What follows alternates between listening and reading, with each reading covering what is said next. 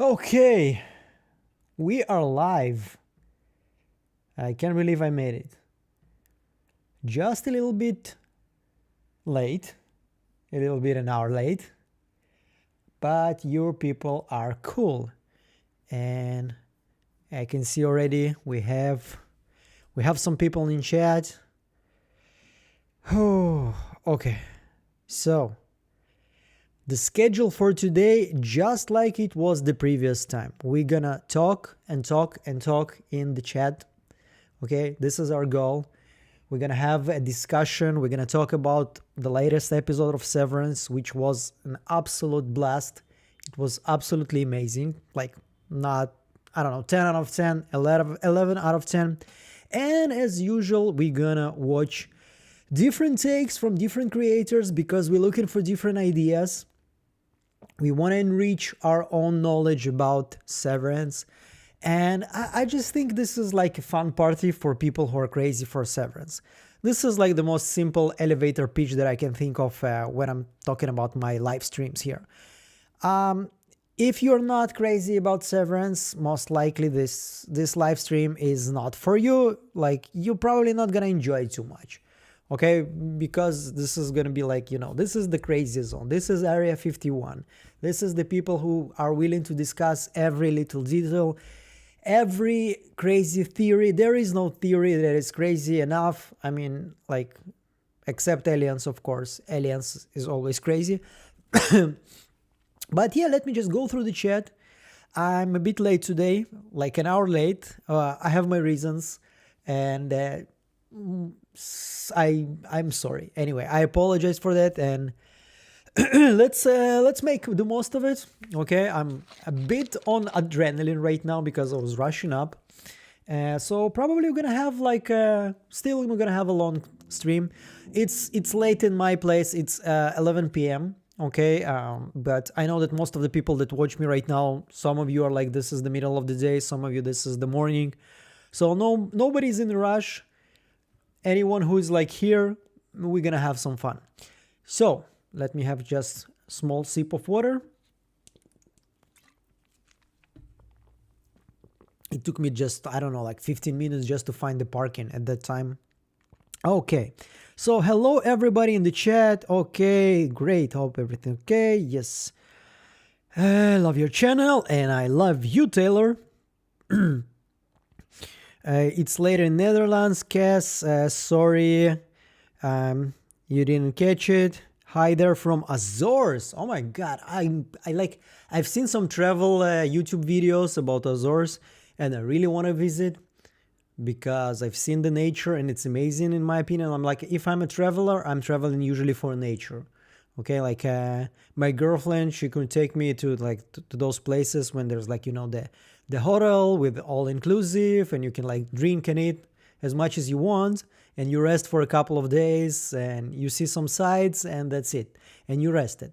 But if it's my choice, I'm going on an adventure, like just like Bilbo Baggins in the Hobbit. I'm going on an adventure.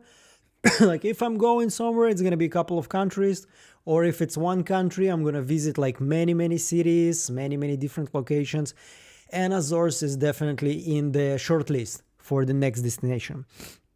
Love from New York, also like United States. Definitely, if I'm gonna visit, this is not gonna be a 1 week trip. This is gonna be like at least 2-3 weeks.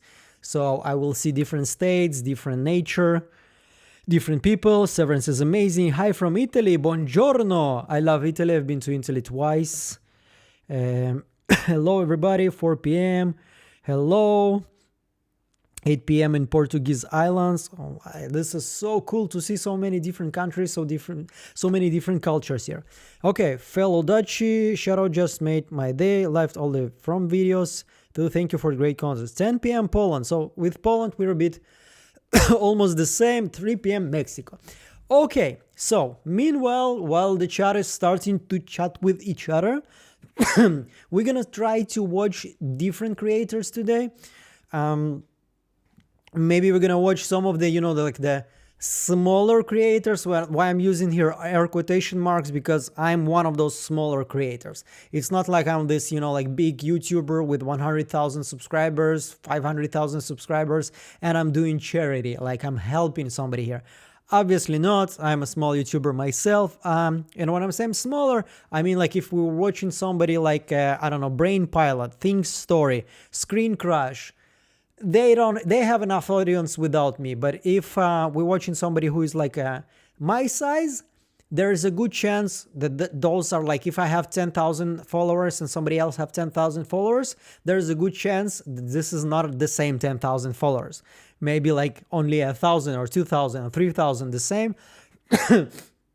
And the rest are different people, so it's kind of cool that maybe that's how we can discover new creators. And there is a lot of them right now. Severance is on the hype train right now. It's trending everywhere. Everybody and their mother and their sister is doing Severance content right now. Yep, I bet 100K by 2026. I hope so. I hope so, of course. But honestly, like I know some, like there's, I don't know if I would call them friends, acquaintances, like nice people. Like I'm just trying to always to differentiate between there are friends, there's the people that I can count on, and they can count on me in any situation. And there are acquaintances, like you, nice people, I can chat with them, we are like friendly with each other. And I know like some of them with 100K and even more, and I know some of them that have like 100K thousand subscribers. 100K thousands, amazing. And their videos are getting like 3,000-4,000 views. So this is my nightmare. Okay, this is like the scary dream for me. I hope I want to be the guy with 5,000 subscribers and 100,000 views.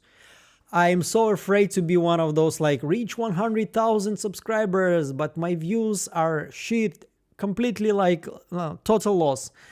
Yeah, this is really scary for me. This is why hopefully I will always try to innovate. There is like something in me, like I'm doing this for a while already in Russian, so in English I'm doing it for just a couple of months.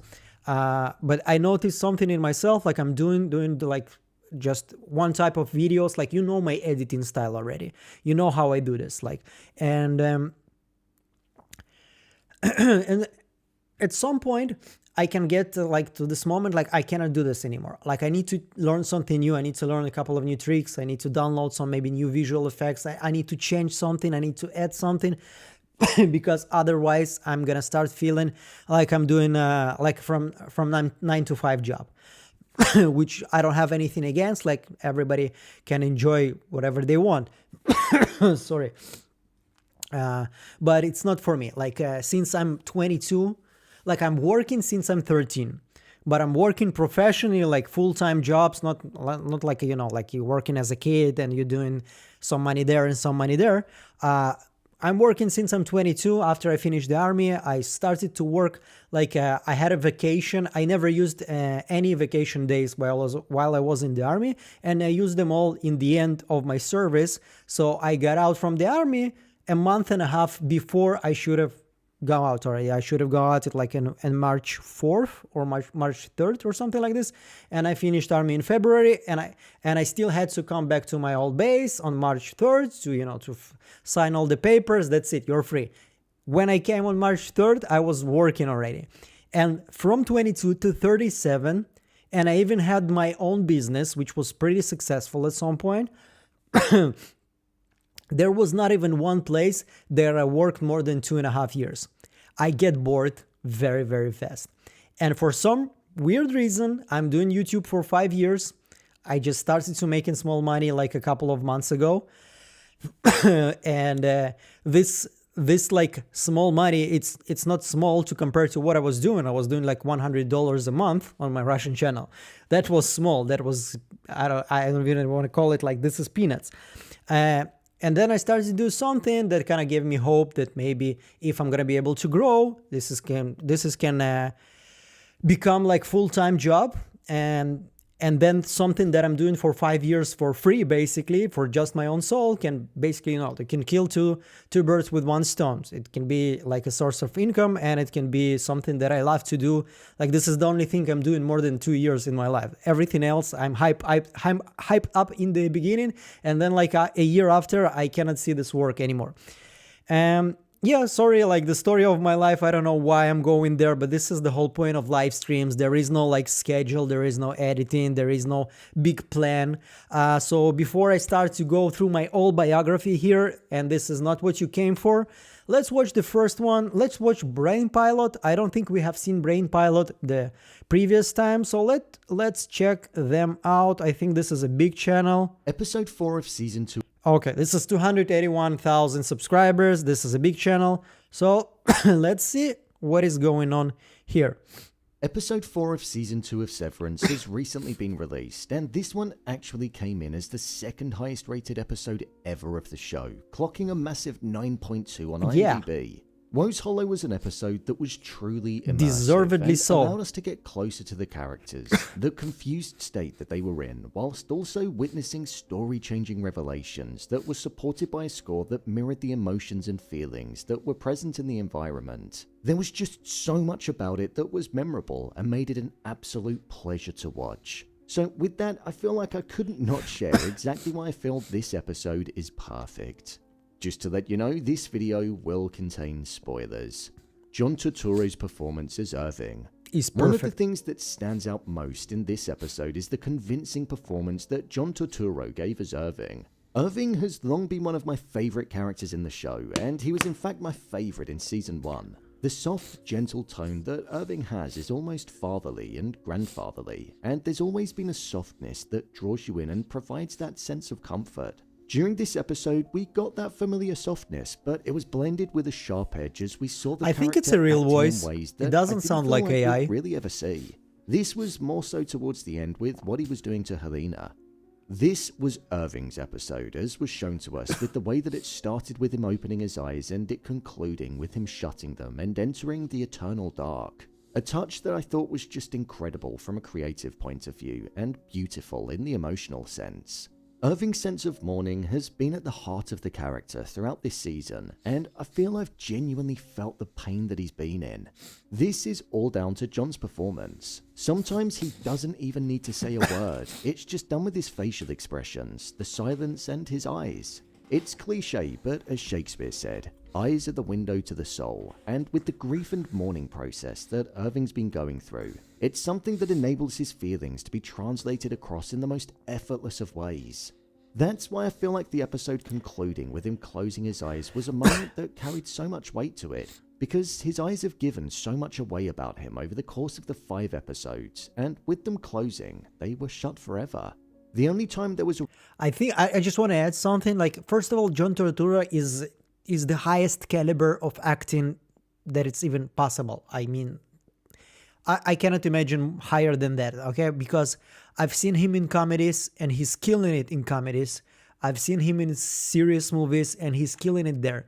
But since he's talking about his eyes, and if you're going to watch this episode like I'm going to do probably a couple of more times, his eyes are always sad, even when they smile a little bit, but there is the loss of birth is always there in the eyes. When he's stressed, when he's suspicious of Helly, when he's like confrontational, it doesn't matter what's happening with him. Like, think about the actor, think about his process. Like, he needs to keep this sadness, this emptiness, this loss inside of him always, in every scene. This is not a simple acting, like usually, like if you're gonna go to the acting class, like you are angry right now, so everybody's gonna be angry, or you're happy, yeah, happy, you know, like Joy in Friends, I'm happy, I'm sad. No, like the level of thinking, the level of going deep with your acting process is astonishing. John Turturro is absolutely amazing. I hope he's gonna get some recognition for this role. I don't know, Emmy, Shmemmy, whatever it is. I don't know if he really cares about it at his stage of career. I don't really think he like really needs that. I think he achieved everything that it's possible and he's just doing it for fun already. But I just hope it's going to be like a nice gesture for his fans, I think, more than even for him. the real sense of happiness in Irving was in his dream where he saw Bird, and it was a real heartbreaking moment. This is because I feel we hadn't really seen him smile once in this season, and the smile that he was experiencing wasn't even something that was real. I loved the detective mode that he entered when he was up close and smiling with Helena around the campfire, and also when he was in the forest with her. The cunningness and belief that he was right after the revelation was delivered in such a confident yet cool way. It was almost humorous. I also thought the switch in him from being on the cusp of drowning Helena and screaming and shouting to then cradling Helly and letting her know that everything was going to be okay was really impressive. The performance of Irving is always something that I've been impressed with, but the sheer range of emotions that he went through in such a short amount of time showed just how much of a talent John Turturro is, and I'd say he was definitely one of the best things about this episode. The creation of atmosphere and its immersive feeling. One thing that Severance as a show does really well is its creation of the atmosphere that it wants the viewer to feel, the underpinning tension that's always there between the characters, and the fleshing out of the world that's been established. Usually we're used to the white walls on the severed floor, and the mind-numbing blankness of everything, designed so the workers stay focused on the task at hand. That was what I expected to see when the episode opened up. However, like Irving, Dylan, Helena, and Mark, and the confused state that they were in, I was experiencing that exact feeling with them, as if I was the fifth member in MDR. That unexpected nature made the episode feel that bit more immersive, and for all of the emotions in the episode, such as the underpinning tension between Irving and Helena, to feel that bit more personal. Because I was just as confused as what they were whilst they were going on their quest to Woe's Hollow and were listening to the fourth appendix. This was their first time being there and experiencing it, and it was the same for us too. Just like how the innies expected to awake on the severed floor, I expected to be there as well, so the shock was felt on both sides. I'd argue that it felt more immersive than many of the other episodes just because we'd gotten used to the formula, as work often feels. So I thought no mention of an Ortbo until it actually happened made that feeling even more prominent, and the mysterious, haunting, tense undertones that allowed for the steady pacing contributed to the story being told so well, and for the feelings that Stiller and co wanted us to experience to be center stage and absorbed. The scene in the tent in the forest. There was a scene in this episode I think that it's more of like an emotional review than and it was the moment when Mark details. and Helly were being intimate with one another, and it kept intercutting with Irving walking through the forest during the night on his own. The color palette for Mark and Helly's scene was orange and yellow, and it symbolized warmth, togetherness, and positive emotions. This is most likely because Helena was experiencing a feeling that she'd never properly had on the outside. Intimacy and romance. The very thing that it seemed like she was craving in episode 2 when she was watching the video. So the warm orange hue captured that feeling perfectly. I'd also say when you're in a tent, it can often feel like... I don't think it's just her desire for intimacy. I think there's also jealousy here. I mean, she sees Helly R as not a person. You remember what she said to her, like, you are not a person, I am a person. And then she sees that Helly R is so free, so like, you know, she's the force of nature, as I like to call her. And also she can inspire such a strong emotion in somebody. So free, you know, like so passionate, like she jumps out of the elevator and she kisses Mark's ass and they like have this amazing romantic moment, something that Helena there with her all power and everything that she has in life never probably experienced ever. And this is why there is also like the jealousy there. I think this is like, if you really want to feel intimacy, you're not going to lie that much. I mean, at some point you're going to feel like at least something inside of you, you will feel a little bit shame because it's not really intimacy there, because Mark S thinks he's like making love to Helly R, not to Helena. So she just, yeah, I think this is jealousy mostly, not extremely hot something in else. terms of temperature. So I feel like it was leaning into that, and it made the environment feel like how it actually would have. However, with it constantly cutting to Irving whilst Mark and Helly were being intimate, it was a contrasting setting which had a colour palette of black, dark blue and grey. It symbolized a coldness, loneliness, the emptiness that he had inside of him, and a sadness too. All feelings that Irving had been experiencing throughout the episode. With the visuals supporting what the character was feeling, and it happening right after Helena said that Irving was bitter because he's never going to see Bert again. It really represented that space that he had in his mind and how hurt he was in knowing that the person that he loved was gone. The vast open landscape was something that was felt in this scene, and you could feel the pain that Irving had inside of him just by seeing this lone figure in this massive amount of space, and then with the close-up seeing the looks in his eyes and the darkness that was all around him. Then, when it was paired with Mark and Helena's scene, it allowed the weight of how he was feeling to be felt even more. It was just an all-round well-constructed scene, and the powers of contrast worked its magic. And through the use of visuals specifically, we got to experience what both Helena was feeling and also what Irving was feeling. Mr. Milchick's performance. Also amazing performance. Another actor that I feel did a phenomenal job in this episode was Tromel Tillman as Mr. Milchick. Yay! I love Mr. Milchick as Thank a you for the character super because he chat. pretty Thank much you so sums up much. corporate with Appreciate the fake it. smiles and fake well-being procedures and activities. But in this episode, we got a blend of the corporate side, but also It's a gonna side go to him for that we've the, not really you know, seen before. for the When medicine Milchick was for my punishing cold. Irving and saying how he'd wipe his existence off of the world and make it feel like he never drew a breath there, before then saying, "May Kier guide you through the eternal dark," as he sentenced him to death. I felt every word that he said. The harsh, fierce stare that he was giving Irving as he was about to condemn him was thick and full of force. And when they locked eyes, the tension was there. There was no fake smile like we're used to seeing with Milchick. This was disappointment, anger, rage, and frustration at the actions that Irving was doing. The cast is I'd then say as absolutely the camera was astonishing, slowly like moving phenomenal. in towards Milchick as he said those lines to Irving. It was a But you know, like I mean, Christopher Walken, John Turturro, this is somebody who I expect from them to be phenomenal.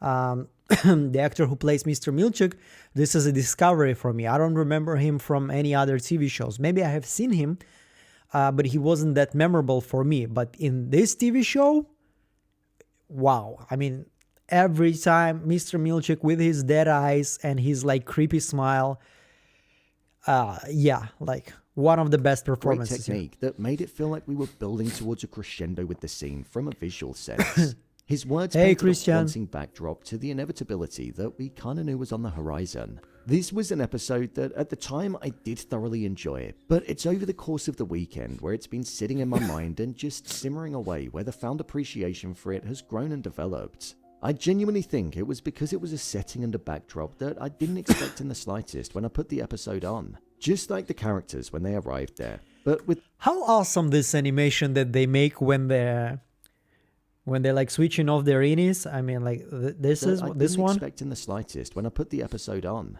Just like the characters. when they're a little bit wider and then you know they getting thinner and the background is basically getting closer.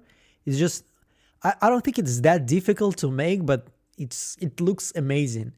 I kind of want to try to make something like this with my home, you know, tools. Probably not going to be as good as this one, but maybe something for my next review. Characters when they arrived there. But with the performances, the symbolism, the score, the haunting nature of the clones, Woe's Bride, and the immersive nature that it had, it genuinely was a perfect episode of television, and episode 5 is going to have to do something pretty impressive to rival what we just watched. So, there you have it, why Severance Season 2 Episode 4 is perfect. If you want to see more... It's a nice video, it's a good video, obviously. I mean, it's kind of emotional, I think. This is not what we're usually looking for here in this channel. I kind of try to mix between those two. You kind of notice probably that my reviews, it's not just, you know, the dry details, the dry information, like this is what you missed. And this is 1, 2, 3, 4. We kind of go through the emotional moments, for the, you know, characters' motivation and everything. So we combine. But in the live streams, I'm looking for different perspectives, but I'm also looking for something that I missed. Maybe some different idea. Even if you don't miss any detail, which usually impossible, you usually will miss at least something. But sometimes somebody else's brain will take him or her to a completely different destination. Now, you asked me to make a poll here. Okay, where is my live stream? My live stream. This is not my live stream. Yeah, this is my live stream. Okay, let's make a poll. Poll. Where do I make a poll? I'm not with my Geekademy channel. This is where I make a poll. Okay, so let's make a poll. Is Helena gonna be pregnant? Yes or no? Start the poll. Okay, now you have the screen. Okay, we're gonna see it later. I'm moving to my premium channel because I don't want to watch any ads. Okay, so Severance season 2 episode 4. Let's see who else do we have. I want to see what Screen Crash have to say. I mean, his video last week kind of blew my mind. By the way, guys, if you're sending super chats, if you're buying subscriptions, write some message. So I'm missing most of the messages in the chat because I'm watching and answering. I'm trying to answer to everybody. But if you're donating, which is very appreciated, I appreciate it a lot, of course. But also write a message, write some question, write something. So it's gonna pop up, and then I'm gonna read it, and there is no way then I'm gonna miss your message. So let's check Screen Crush. Last week we started with smaller YouTubers like me, and then we moved to the bigger ones.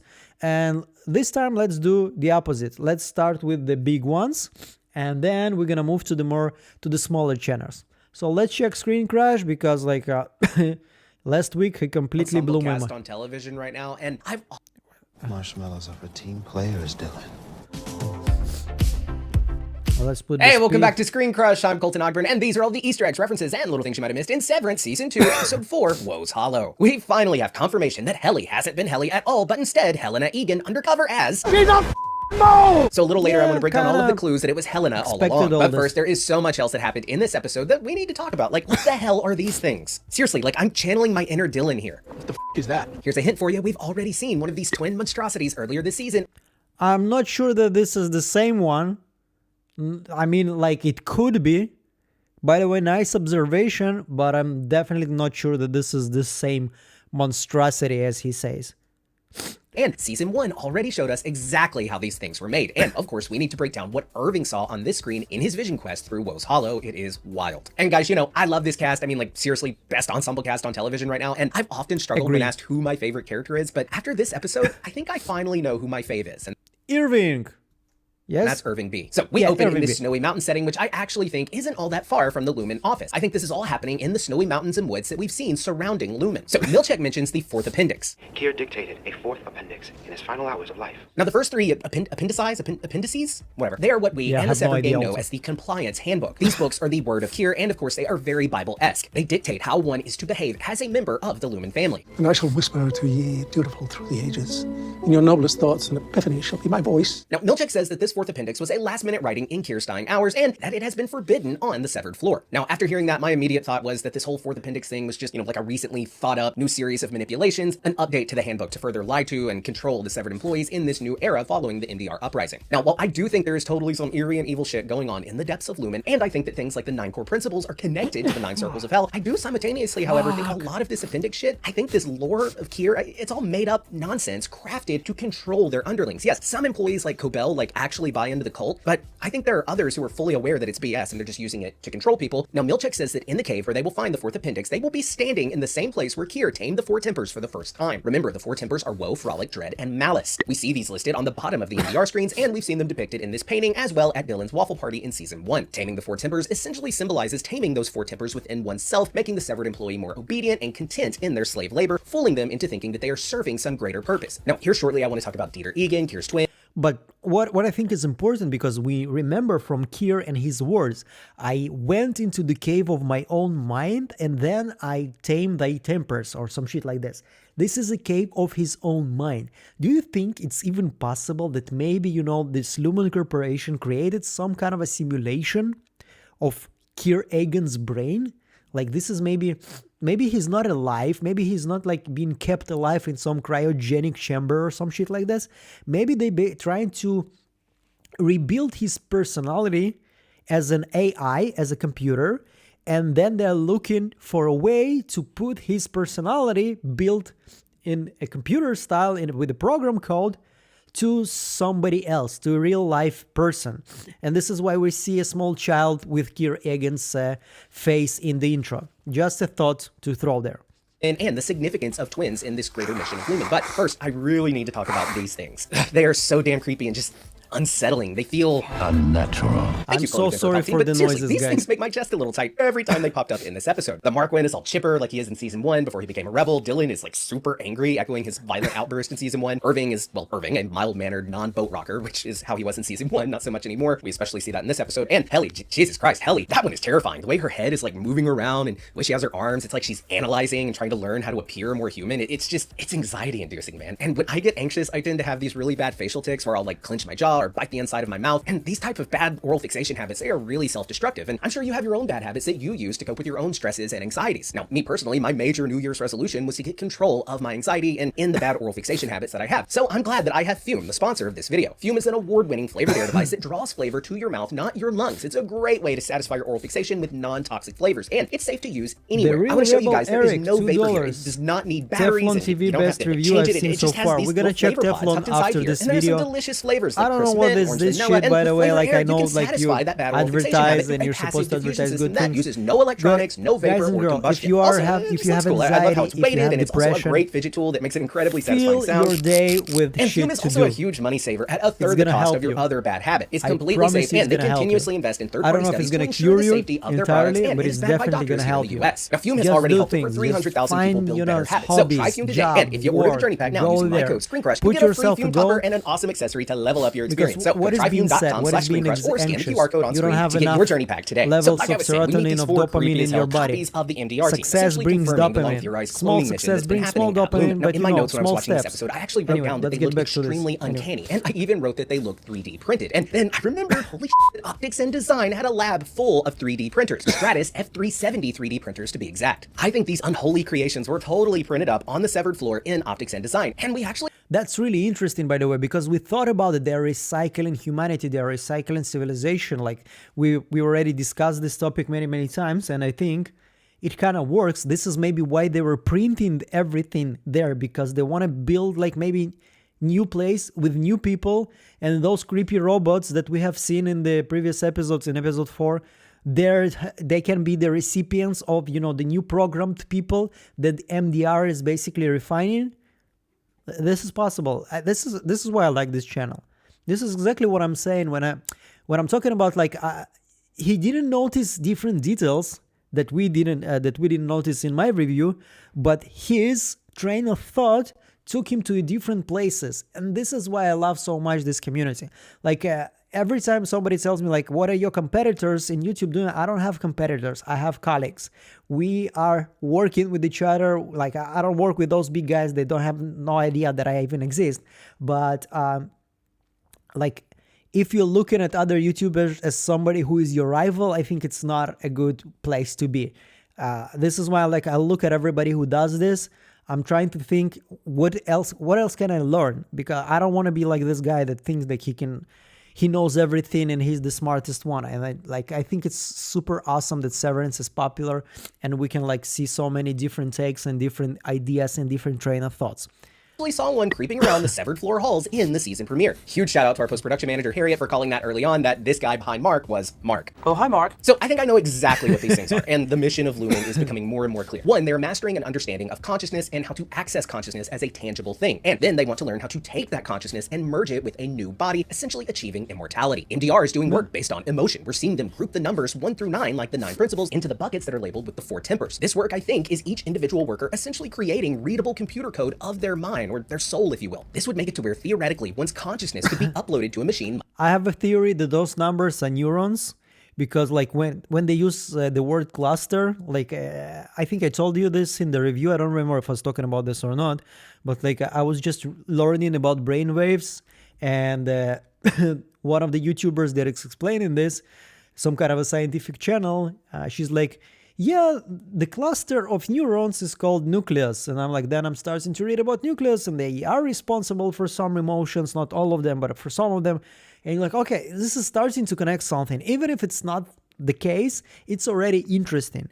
I mean, can be the case. Much like an artificial intelligence, and then that uploaded mind could be transferred to a newly created body, a body mirroring that of your former self. And like I've said before, they're trying to resurrect Kier. That's what this whole thing is about. Now, last week I mentioned that I think Kier is still alive in some sense. The show has been all about what it means to be you. Who are you? We have the commentary, of course, about the severed employees representing the complexities of self, as well as Rickon's book, The You Are. I think Kier, being a power-hungry, self-indulgent, oligarchic madman with a serious god complex, was likely plagued and burdened by the fact that no matter how much money he had, the one thing he couldn't buy his way out of was the cold embrace of death. So I think Kier's mission and Lumen. I think he's also correct, because if you're gonna listen to the last words of Kier Egan in episode 3, I think, in season 1, you can hear in his voice the actor is not portraying somebody who's accepting his fate.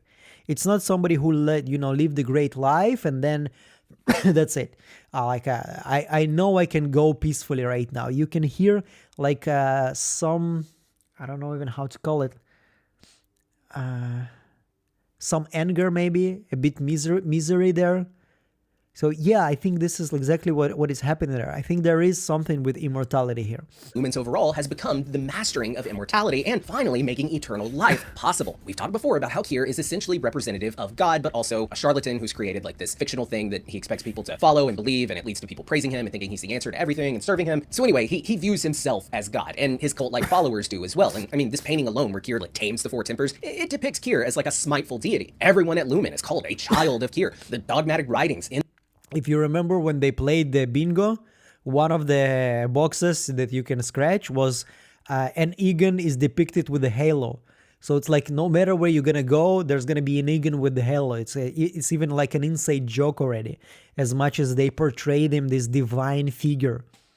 In the handbook are telling you how to live your life. I'm a big Star Wars guy. We see that in Star Wars as well, with the cloning stuff and the Sith wanting to achieve immortality, and how the Emperor seduced Anakin Skywalker, brought him to the dark side with the promise of immortality for his wife. This is a thematic story that we've seen written way back in ancient times, but even into modern day with stuff like Star Wars and of course in this show. I think in some way, shape or form, they have managed to keep a piece of Kier alive, likely as an artificial intelligence. I even theorized last week that Kier himself could be the board, and I saw some great comments saying what if it is an AI of Kier existing on a computer board, a program of Kier, and at this moment he is currently without form. He's without a physical.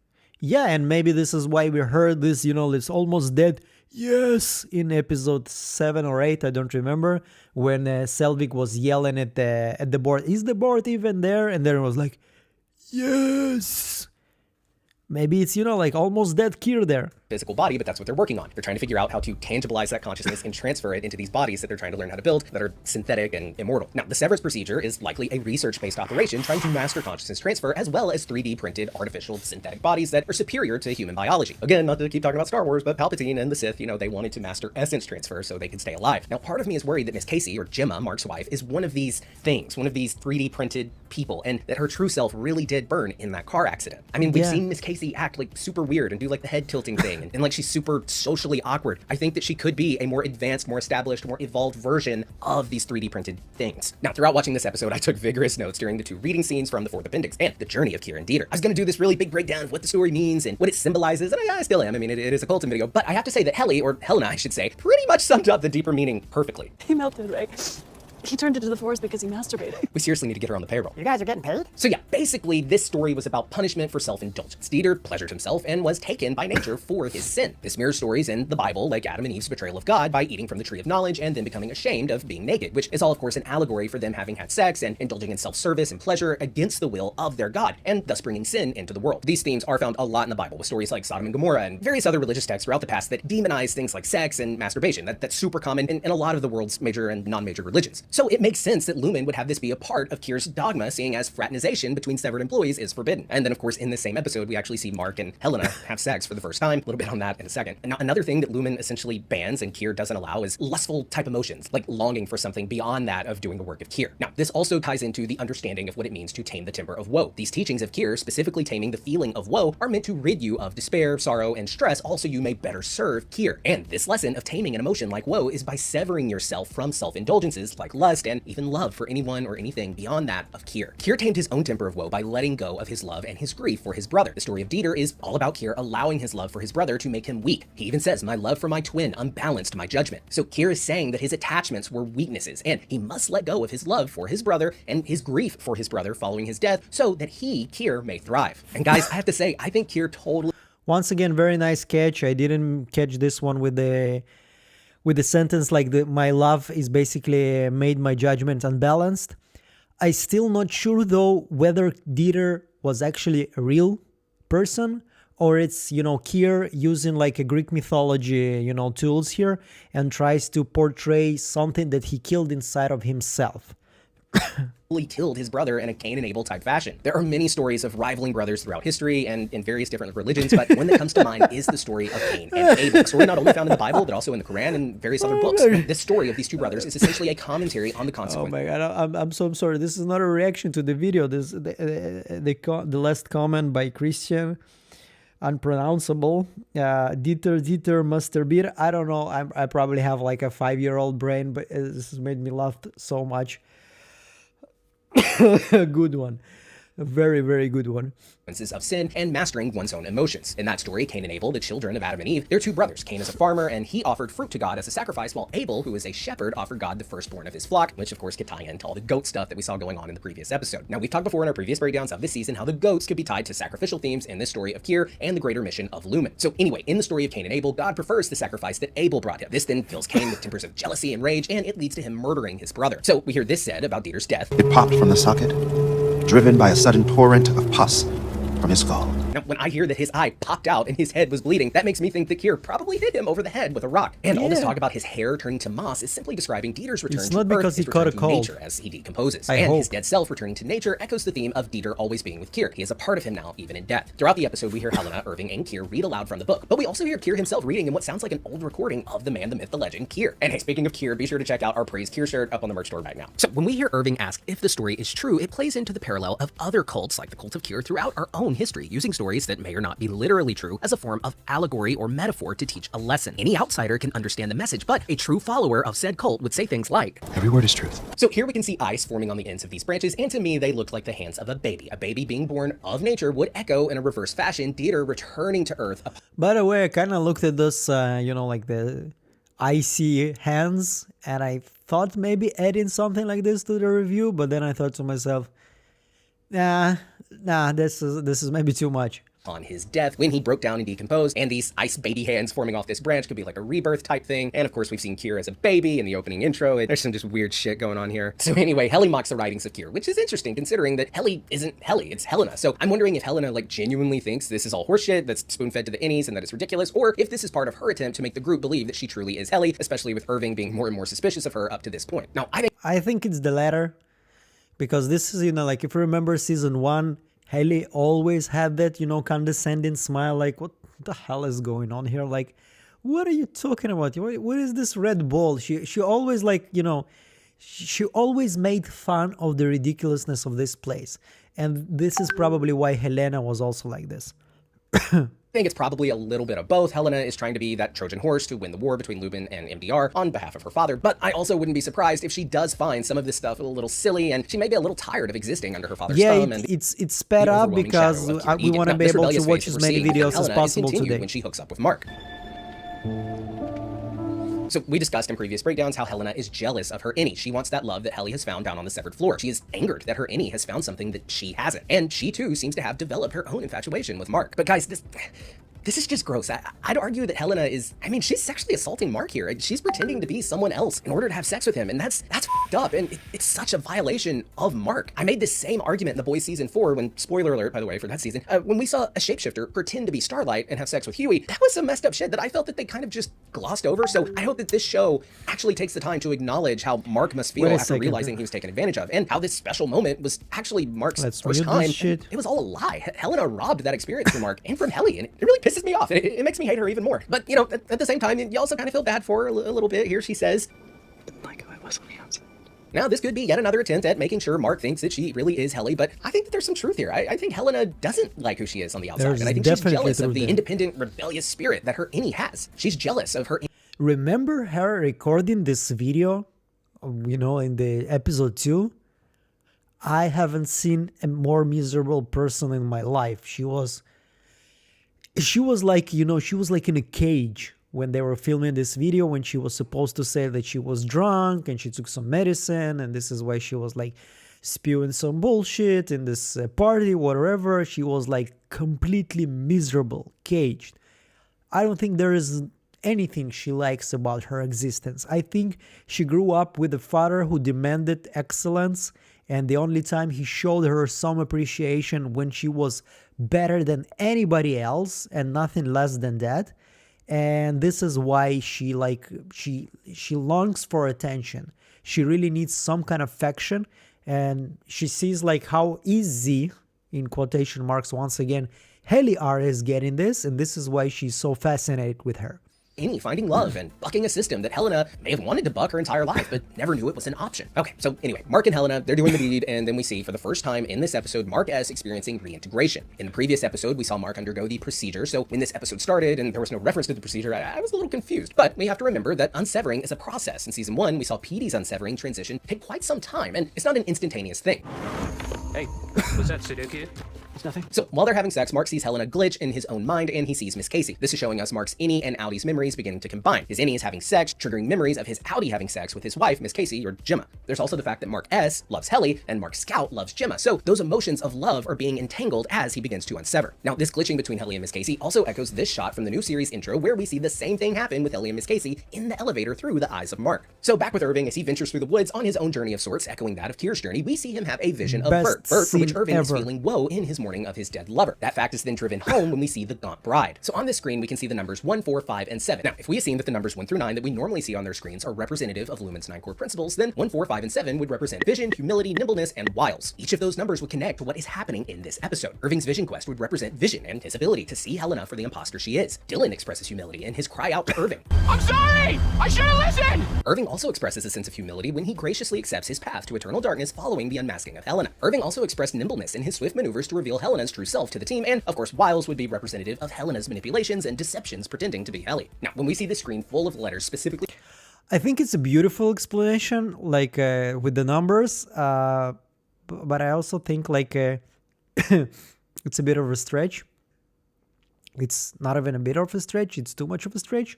But once again, this is my opinion, I could be wrong. I've seen also that 1547, I think this is the number of the letters of the alphabet that form Egan, and 17 or something like this. I didn't check this out, but maybe it's also like logical.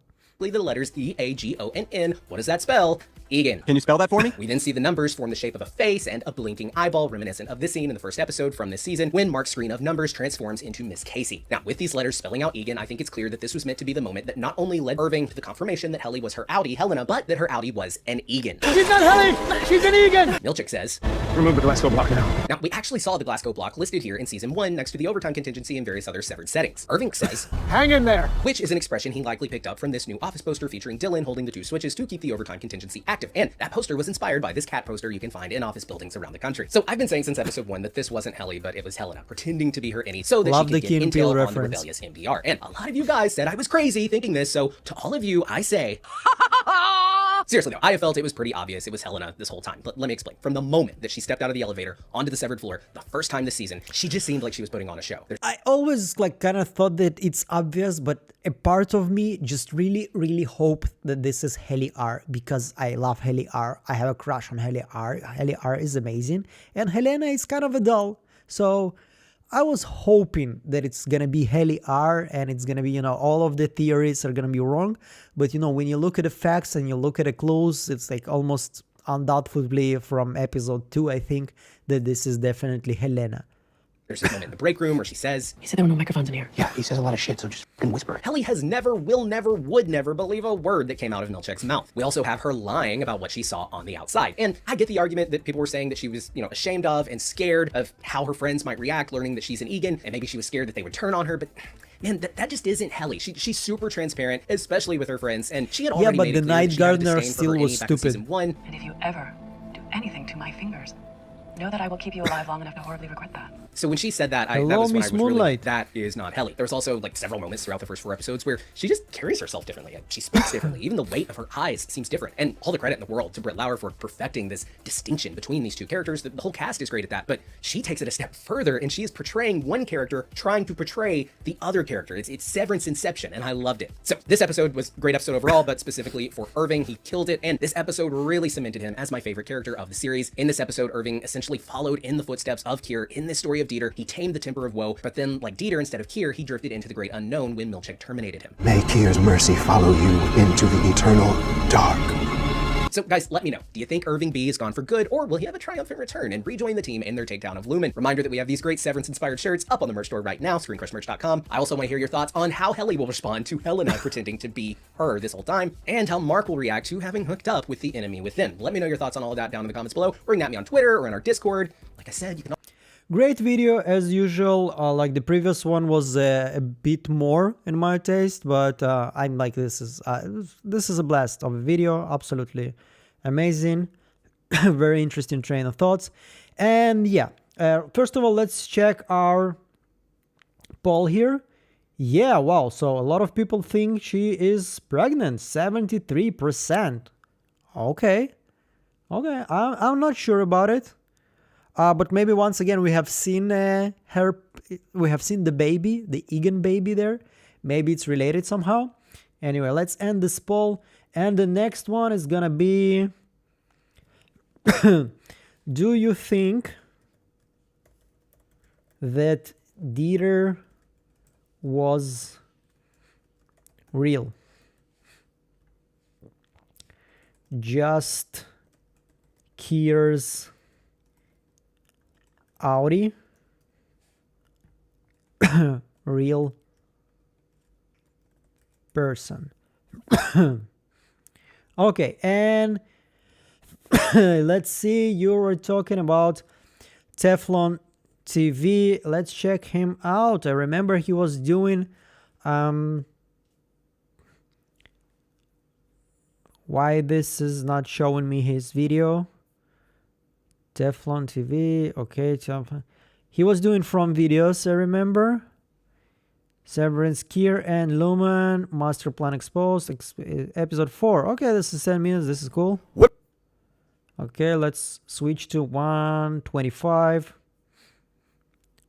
If you were living 2 separate lives without even knowing it. That is the reality of Severance, a show that hides its secrets in plain sight. And today, I'm going to reveal to you the hints that you miss and expose the real story behind Lumen's master plan. Stick around, because after you watch this video, I guarantee it will change the way you watch this show forever. What's the deal, my people? You know what it is, Don Tony Teflon. I'm back at you with another one. And if you can, please hit that thumbs up button. 500 is the light goal. And subscribe to the channel if you're looking for videos about Severance, about what's really going on in Severance. Let's get right to it. At its core, Severance is about one person living 2 lives. That's exactly what the innies and outies represent. But there's a deeper, hidden clue that confirms this. Kier Egan had a twin brother. We learned this in Severance Season 2, Episode 4. And to me, that revelation reinforces the show's biggest theme, the duality in existence. Lumen's entire philosophy is built on this, and the understanding of it what truly unlocks their purpose. This show is extremely clever in how it foreshadows major events, and I'm going to explain to you one right now. Take Irving's storyline, for example. The episode begins and ends with him, effectively symbolizing the idea of one person living 2 lives. But when he's forced out, it's as if his innie version is effectively dead, and the show was actually hinted at this before it happened.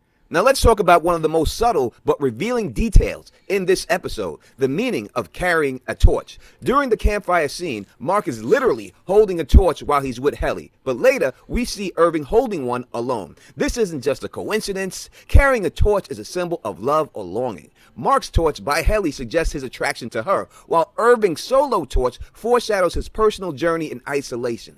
Irving carrying a torch alone means he's alone, that the person he's carrying a torch for is not around. A torch also keeps you warm, which is why we see Mark and Helly making love, keeping each other warm, while Irving is out in the cold and all alone. These little visual clues tell us more than any kind of dialogue the writers could have wrote. But there's even more to this than that. A torch isn't just a symbol of love, it's also light in the dark. Irving making a key observation about Mark, saying he keeps making googly eyes about Helly. This suggests that the torch he's carried for her is making him blind. And love can do that. It can also make us ignore what's right in front of us. But Irving, his torch isn't blinding him. It's showing him what's lurking in the darkness. Because he's alone and he doesn't have anyone to keep him warm and he doesn't have the person he's carrying a torch for around, he isn't distracted. He sees the truth and he sees that Helly is a spy. And how do we know this? Not because I told you in episode 1 that this was going to happen, but because later this suspicion is confirmed when he tries to drown her, forcing her to come clean. So in this case, the writers had used a torch more than just a symbol of affection, but they used it for a tool of revelation. So what does this all mean? If Severance is about duality and Lumen is obsessed with control, then their real plan must be something far bigger than just splitting work time and personal life. They want to create a system where a person's entire identity can be manipulated. Now, I need you to think about this for a second. If they perfected the Severance protocol, who is to say they won't start creating custom identities? What if they can make you whoever they wanted? These are hints that they have had in the show and they are hiding in plain sight. Now let's go a little deeper into it. Lumen's method aren't just about division, they're about conditioning. The break room scenes, that's not just about punishments, it's a form of psychological rewriting, forcing the innies to conform to one single mindset, like a hive mind type situation. And that's why when we see them outside in this episode, it's supposed to be a team build, but in reality, to break apart the team. Now, what if Lumen's real goal isn't just separation, but truly replacement? A world where every individual can be stripped of their identity and rewritten at will. This would be the ultimate corporation control. And that is their whole master plan, and I have proof that that's what they're trying to do. But here's the most shocking twist that we learned in this episode. We learned that Kier had a brother, and not just a brother, but a twin. And this isn't a throwaway fact. It explains the entire concept of living two lives in one body. Now, let me explain this for you. The name Kier means dark, while his brother's name, Dieter, means army of the people. The show was clearly trying to lead us to believe that Kier is the villain, while Dieter was the one of the people. But I believe that it goes much deeper than that. Now, in Christopher Nolan's The Prestige, Robert and Alfred battle over who's the greatest magician, each trying to perfect the ultimate trick, the transported man. Robert is driven mad trying to understand Alfred's secret, and in desperation, he turns to advanced technology. But in the end, we learn that the horrifying truth of the matter is Robert wasn't teleporting, he was cloning himself and killing each clone after every performance. But Alfred, in the end, he never used technology at all. He simply just had a twin. And he had a twin that went on to live his life out for him. And that is exactly what's happening in Severance. And let me explain. Kier may have started Lumen or he may have not. But in the end, his brother, Dieter, took over Kier's life and reshaped history in his own image. As Mary Shelley once wrote, a hero is defined by his act of bravery, but a villain is the result of the heart that was once pure but became corrupted. Villains are not born, they are created. Dieter was cast aside, ignored, and he took over his brother's identity to reshape the world in his vision. The clues are there, and when you combine who they are, you can see it clearly. Just like in Prestige, we are dealing with twins, deception, and the manipulation of identity. And also, we see the similarities in cloning, but we'll get into that a little bit later. But I'll ask you, what if Lumen's experiments didn't stop with Kier and Dieter? What if they expanded beyond them? What if they started replicating more identities? Now, I want you to think about this. What if the entities served... What if the entire Severance process was just a means to the end, a way to perfect human duplication, a way to create clones that could live out separate lives without ever knowing the truth? And what if the Severance chip is just a prototype? What if Lumen's endgame is a world where memories and identities can be erased, rewritten? I think like the actors already said that there is no cloning there. And I don't think this is Spider-Man 3 situation. Anyway, like the theory about Dieter, like the Dieter killed Kier and took his place, I was also talking about this in my review. I don't think the reasoning here is that convincing though. It can be either way here. Like as far as we know something about Dieter, this is only from the letter or from the fourth appendixes, whatever. and he was like the free nature, the free soul, somebody who wants to go and like jerk off in the forest, and then it makes him happy or some shit like this. And he wanted to live like a paupers and something like this. So yeah, I don't know. Like, I need more information to be more convinced that Dieter actually killed Kier and took his place. I mean, dramatically, it's like it's usually have more weight, like the big reveal that, you think that this is Kier, but this is actually Dieter, and he's pretending to be Kier. And just like he said, Prestige is obviously not the only movie that made this play, and not on the only TV show. So I don't know how I feel about this. There's almost nothing for me to add here. It's a theory. And controlled at will. The show has been dropping hints at this, and I think that a lot of people who have watched the show has barely scratched the surface. Let me give you some examples of this real quick. Why is it that every CEO is CEO until they die? And why is it that so happens that when they do line up, each one of them lines up with some world event that possibly they could have a part of or helped shape this situation? Each CEO is not a CEO until they die. 1 second. Let's see this. I gotta check this. Sorry, I gotta check this. Okay.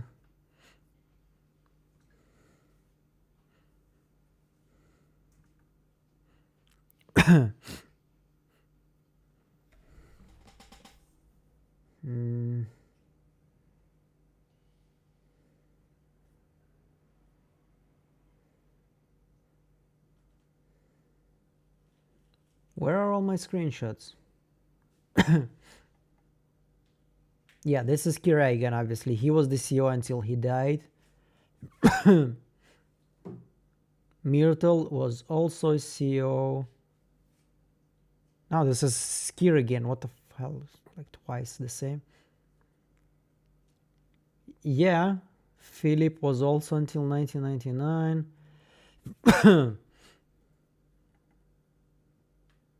Yeah, but here you can see, like, for example, Gerhard, he was a CEO until 87, but he lived until 91.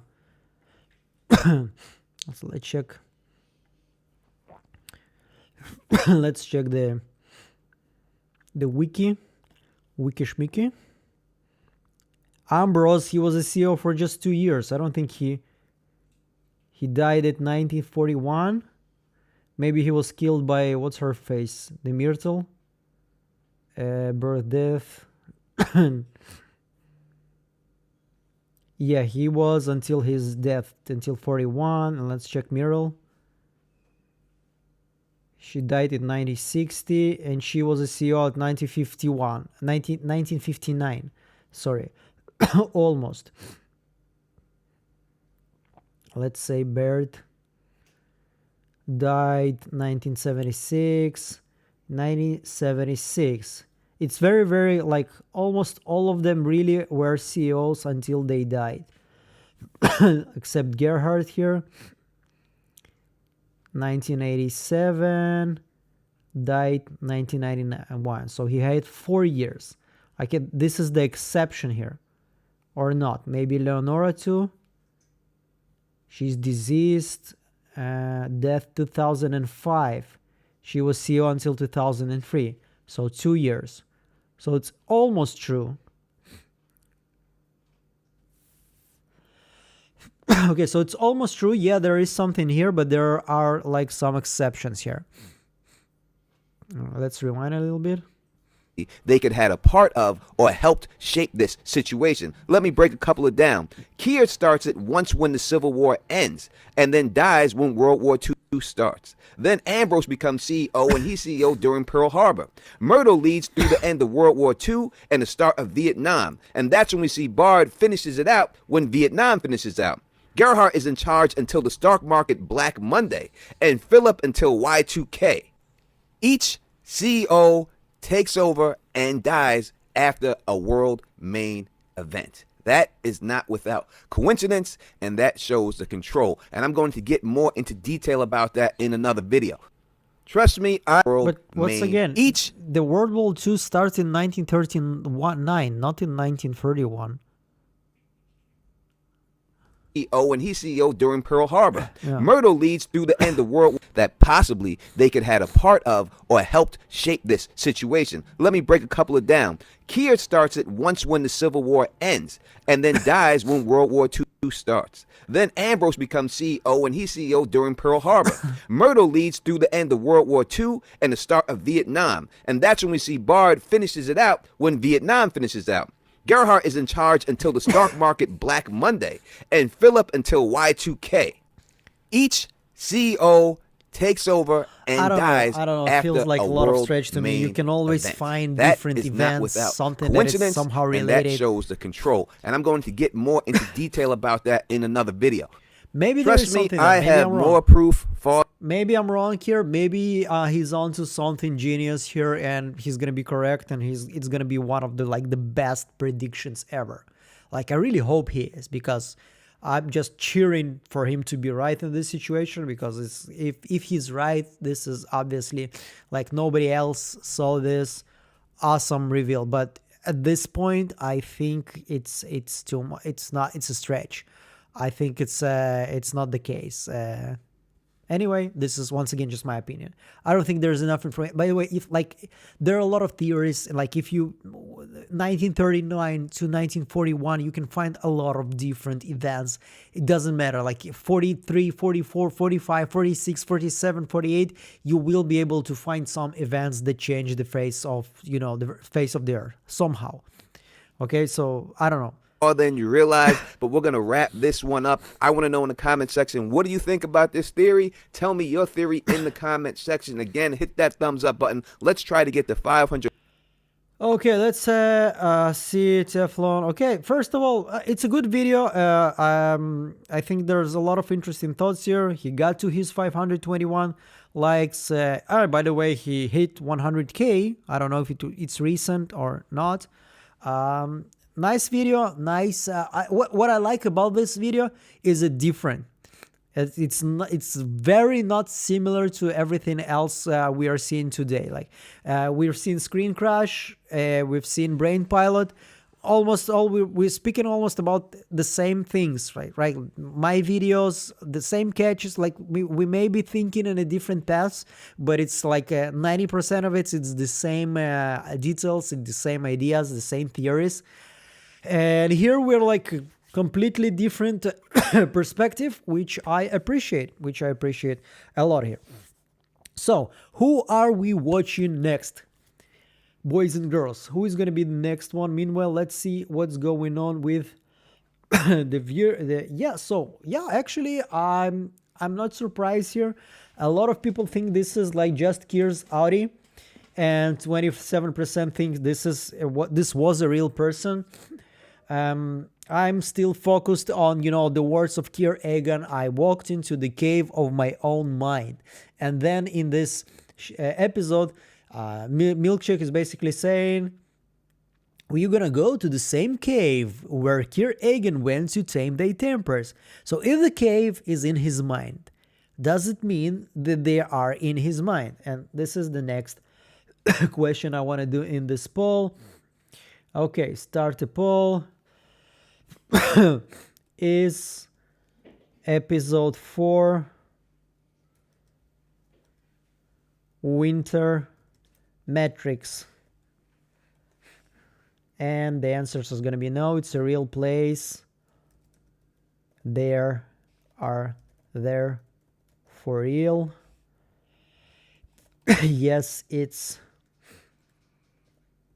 some sort of simulation. Okay, we're gonna start the poll. Okay, so who are we watching next? Let's see what you're writing in the comments. $5, a small burn. Yo, thank you so much for your donations. Thank you. You have no idea how much this means to me. I hope this is like never something that it's difficult for you to donate in its small amounts that you basically don't even notice. But for me, I don't even look at the amount. Every time somebody donates to me, I think this is what person feels comfortable and everybody have their own abilities, everybody have their own financial situation. Some can less, some can more. It doesn't really matter. What I appreciate is the support. It really means a lot to me because, as I told you, right now I need a lot of hope to push me forward. Like I have this, like I'm a very conservative guy, not politically, like I don't want to go to politics at all, but conservative in the sense of like, when I wanted to be an actor and like people told me, this career is pretty shitty because you have to work some, jobs that you can quit fast and you can go around to the audition. And I was like, yeah, I really want this, but I need stability. I need to be like I know that there is some kind of a backpack, some kind of a safety net for me there. And I should have done this leap of faith when I was like way younger, when I didn't have a family, when I was like 25, 24, 23. But right now I'm 37, and this is when I decided to do this because obviously, so sometimes I have these moments like right now, you heard the WhatsApp, you heard the noises of the WhatsApp. This is basically my former, I wouldn't say employer because like I was a freelancer, but this is my previous employer. He's like sending to me like, do you want to do some podcast? We want to do some editing? And like part of me wants to take this, part of me wants to accept this job because it's like, it's way easier to edit a podcast for like an hour and a half and make the same money that I'm making in a day, sometimes in 2 or 3 days of work on YouTube. Especially when on YouTube, like when I'm doing a review of an episode, I wake up at 5 a.m. and I finish around 6 p.m. So yeah, so there is this desire of like falling back to my more comfortable place, with money-wise. But when I see this support of you guys, you're like subscribing, writing good comments, some of you even donating, some of you becoming sponsors here on YouTube or on Patreon, I'm thinking to myself, maybe I'm doing something right, and maybe there is a future for me here in this platform. And this is why I'm so excited. It's not because I see the amount of money and I'm like, oh my God, $5 is awesome, which is awesome. There is no such thing as a small amount of money. But the biggest part of it is basically seeing your trust in me. And this is you can see like I'm losing words once again because I'm getting emotional and I'm starting to lose words. So what else? Who else are we gonna see? If you're not gonna choose anybody, I'm gonna go to my friend Real. I've seen he made a video like, and it like really caught. It's like 40,000 views already or something like this. 50,000 views in one day. Oh my God, I'm so excited for him. This is absolutely awesome. And I started to watch this. I watched like 2 minutes and then I thought to myself, maybe this is something we should watch on live stream. And then I stopped. So yeah, let's check this. 50,000 views. I mean, the algorithm is pretty happy with this one. So let's check it out. Century Europe. Let's start from the beginning with another video. Severance Season 2, Episode 4 answered the mystery of Helena versus Heliar and provided some unexpected yet hinted at. Wait a second, I have a message from Ash for $5 here. I think it's a simulation to show more of Lumen's mind control power. I like Milkshake's office art. The Odyssey is just the tip of the iceberg. Yes, we've seen a lot of different commands there. There is the Glasgow, there is the Beehive, there's the freeze frame. Freeze frame, maybe they're being frozen, like you can press a button and then the person is basically, like just frozen there in the air. Or it's something that we have seen here, freeze frame. They have been pretty frozen in this episode. So there are a lot of different possibilities with the chip that we haven't seen, we haven't considered. Yeah, so thank you for your comment, Ash, and thank you for your donation. That revelations. More significantly, Irv's third eye is wide open, and we're going to break down exactly what that means along with hidden symbolism embedded throughout the episode. But before we get into that, go ahead and do all that dope YouTube stuff, and if you're new here, welcome. There will be spoilers if you're not caught up to episode 4. So without further ado, let's cook. We start this episode off with Irv's Any waking up, and we end it with him shutting down. But every single detail in between is very important, all the way from the MDR twins to Irv's crazy dreams that he had in the woods. Now, our favorite refiners are having an outdoor retreat team building occurrence, or ORTBO. I noticed Sydney Cole Alexander, the actress who plays Natalie, posted this in her stories on Instagram, and I thought that the letters could have been an anagram for robot. We do know in at least one Lumen location they have animated robots of the Egans, so I'm guessing that those MDR twins may have been some sort of robot. They could have been projections as well, but if they were projections, you would think that they would look more like them and they wouldn't move so robotically. This one right here doesn't look like Dylan at all. He would probably fit the description, but he doesn't look like him. You know what I'm saying?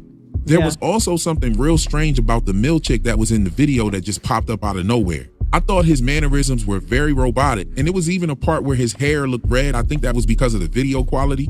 But you can also see that there are multiple mill chicks in a few of these clips. Take a look at this. Now, I didn't alter these at all or anything. These are like literally two different shots. One, he looks a little bit slimmer and taller, and one, he looks a little shorter and his hair looks matted down a little bit more. He was glitching all over the place, and he was very robotic. You know what I'm saying? He reminded me of Max Headroom. This, along with the MDR twins, makes me automatically think about all the replicas we see in the title intros.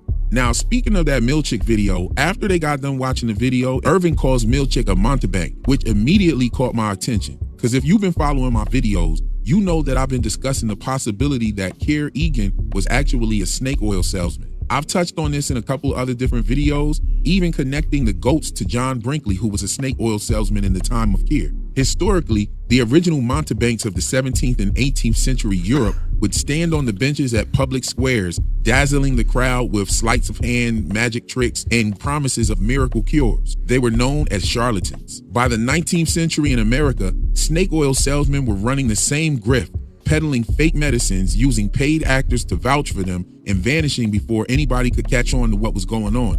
Often, I can see why this video has 50,000 views. It's probably gonna get even more. You're probably gonna reach 100K easily. This is, I think, one of the best videos Real made. Leaving with some kind of circus or road show. Like Fast forward to today, and the game hasn't really changed much. It's just the medium. Instead of wagons, these modern day fraudsters use social media to push fake health trends, financial scams, and ideological grifts. They still rely on charisma and scripted testimonials, just enough false hope to keep the money flowing in. What makes this reference so dope is that it ties back to everything that I've been saying in my videos. And then Irv takes it a step further by ending it with saying, not even televisually. That line highlights how the same type of charlatan transcends time and technology, adapting their schemes for a new era, much like we see with Lumen. One thing that I totally found odd about this episode is that no one mentioned how cold it was. I mean, they did have the Russian snow gear dripping, but no one seemed to be cold at all or complained about. Also, like, one of my subscribers wrote to me, like, you don't see the, you know, like the steam coming out of their mouth. Like when it's cold, there's gonna be a lot of steam coming out of people's mouth. It doesn't happen there, which is kind of weird since they filmed in real location. This is not like, you know, fake snow. Like when they were filming Lord of the Rings, the first movie, they were using a lot of fake snow there. This is not the situation here. They were filming in a real place with real snow. So why is it not cold? Why we don't see the steam from their mouth? I think, yeah, there's a lot here to think about. The temperature. It's kind of interesting because they had like the Russian gear on, and Mark's wife was like a Russian literature teacher, I believe. It seemed like it was cold enough just to keep them from passing out from heat exhaustion from having those types of clothes on. And that makes me wonder where all of this was really taking place. My guess is some type of holographic projection room technology, or it could have actually been a simulation implanted in their brain with like wires and everything, or it could have been a little bit of both, who knows. We do see a team building location on the map that PD drew, right next to the perpetuity wing. The figure next to the drawing of the team building room looks like it has cords coming from his head, with 3 lines in which 2 of them come from the eyes, and the third one could represent the third eye. It would make sense that Lumen, being as powerful as they are, would be able to pull this off in a number of different ways. I mean, these people have a replica house under an entire office building, and there's no telling how far down the operation actually goes into the earth. And where were Milchick and Miss Wong disappearing to? Now, seeing our MDR team walking through the frozen tundra to find a book in a cave about a man masturbating in front of his brother, only to spill the seed into the soil, is wild. And I'm gonna tell you right now, I would have been mad as hell if I would have had to walk through all of that shit just to find a book that said that about Kier and his twin brother. Y'all could have told us this shit at the kitchenette or something. I mean, what the fuck? But you know damn well that this man didn't sit up there and melt like the Wicked Witch of the West. Something must have happened. Kier might have killed his brother. This man was lying his ass off on his deathbed with a biblical reference to Onan and Tamar in the Bible. But we'll get to that a little bit later. And then with chapter 2 being about the stealing nanny, that shit sounds like an X-Videos title. You got Kier's head on the marshmallows, pause. Mark and Helly getting busy and Mark goes in for seconds. Helena waking up feeling so good that she just had to go look at the waterfall in the morning. You had Gemma popping up out of nowhere at the cock block real quick. I mean, you got all types of shit happening in this episode. But let's back up before we get to the part where Irv pretty much exposes everything. It would seem that MDR was staggered in as usual, with Mark having already been there, arriving before Irv, and then we see Helena, and then we see Dylan. Helena was the only one that wasn't out on the ice so far as we know that actually said that, but Dylan didn't look like he came from the ice either. Irv asked her where she came from, and she said she didn't know. And I'm sitting there like, what you mean you didn't know? I mean, she could have said something like, I just came from over there by the trees or something, or I was standing on a rock when I woke up. You don't know where you just now came from? That shit don't make no sense. And Irv's spidey senses was on that shit. Yo, Helena was lying this whole time, and she didn't have any good material with any kind of good substance. I mean, this motherfucker said a night gardener. A night gardener. We learned that Kier has a twin, and at first I thought this could be a lie. But we saw the name of a band in episode 2 when Milchick leaves to go fire Irv and Dylan. The band's name pretty much points to Kier, as he is Dieter's brother. And it was Dieter's brother was the name of the band. This would mean that someone else outside has knowledge of Kier's twin, right? Maybe Kier didn't kill him and he just severed the bond that he had with his twin brother. It could also have been in Kier's mind or fabricated history by Lumen. But either way, someone out there has referenced him by naming a band. Now, Milchick passes a sign that says Dieter's brother live no minimum. So this could have some sort of double meaning that Dieter's brother is alive, meaning Kier is a part of some sort of hive mind. Now they get to this book in the cave and they start reading it. And Helly's the first one to start reading the book. But then Irv takes over as they make their way out of the cave and they start walking on to somewhere where they can find somewhere to stay for the night. And as Irv continues to read the book, we begin to hear Kier's voice recording reading over top of it as well. I think that maybe Kier may have felt some jealousy towards his brother for how much in tune he was with nature. I have a message here from Ash once again. Thank you again for the donation, Ash. Any thoughts on Dieter meaning army of the people, real or not? Maybe his storyline points to rebel networks like the whole Mind Collective. I don't know. I don't exactly sure that it actually means that army of the people. Dieter. Name meaning. Army of the people, yeah. So Army of the people, when it comes to iconic German names, none of our are as recognizable as Dietrich, but we think that the nickname Dieter deserves some of the glory, meaning Army of the people. The Gaskin moniker has long been a popular name in German culture. Okay, yeah. So I see your point here, Ash. Didn't think about this way, and by the way, I can see that a battery died on my camera. Give me a couple of seconds, guys. I'm just gonna come back and switch the battery.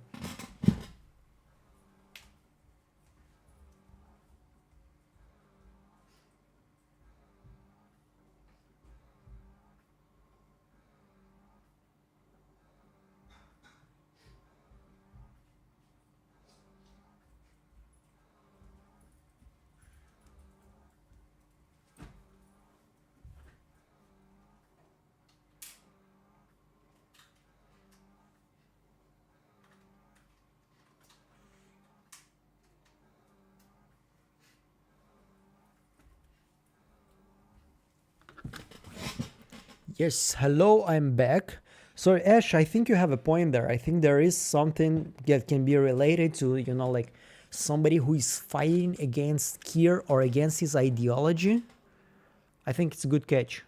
Anyway, let's get back to the video.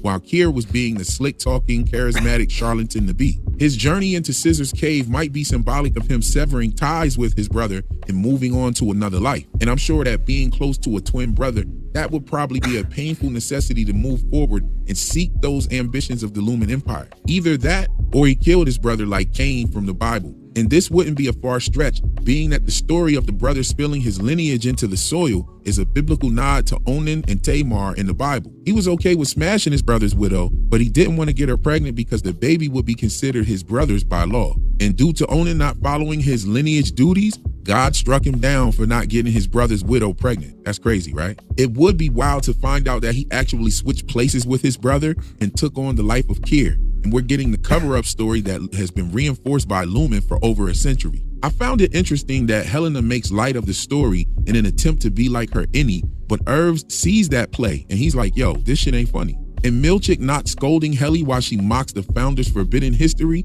is a clue that he's in on the rules of Helena and Helly. I was on the fence about Helena and Helly the whole time, but when Irv asked her where did she come from and she said she didn't know, I knew right away that she was on some bullshit.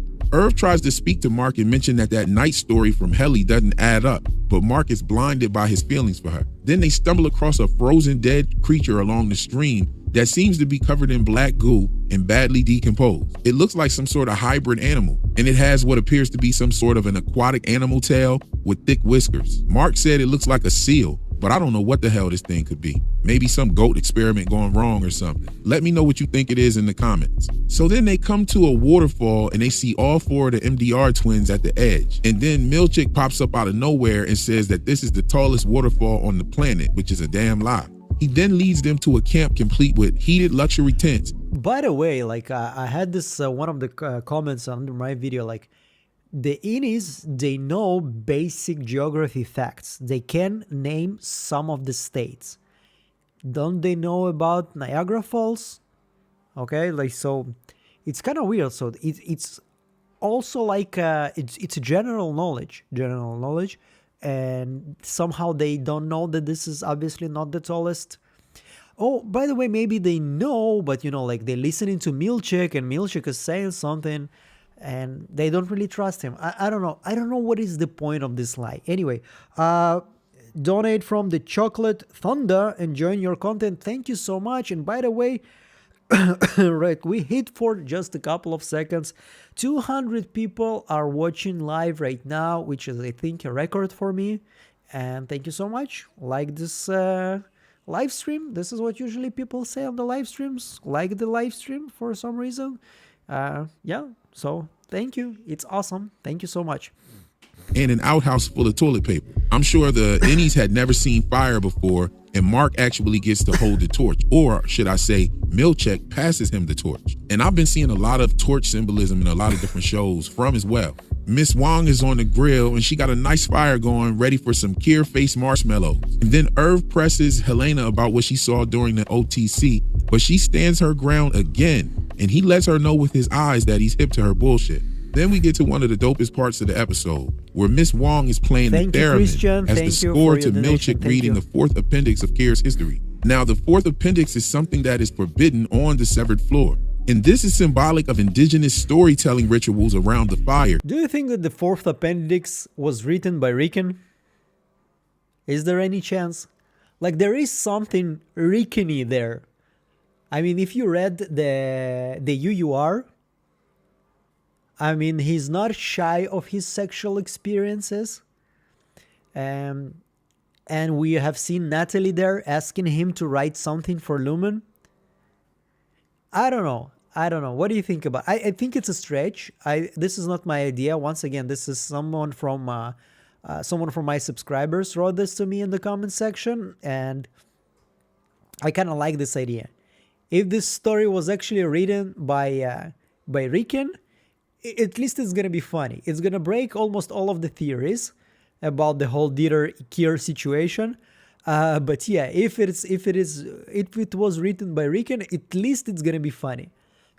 Complete with the food offering for the god, with Milchick ordering Wong to throw the marshmallows in the fire. Some Native American cultures view fire as an actual living entity and a messenger between humans and the spirit world. Smoke will carry the prayers or the offerings to the spirits and the ancestors. And during the winter ceremonies, herbs and other offerings are thrown into the fire. And here's a fun fact about marshmallow.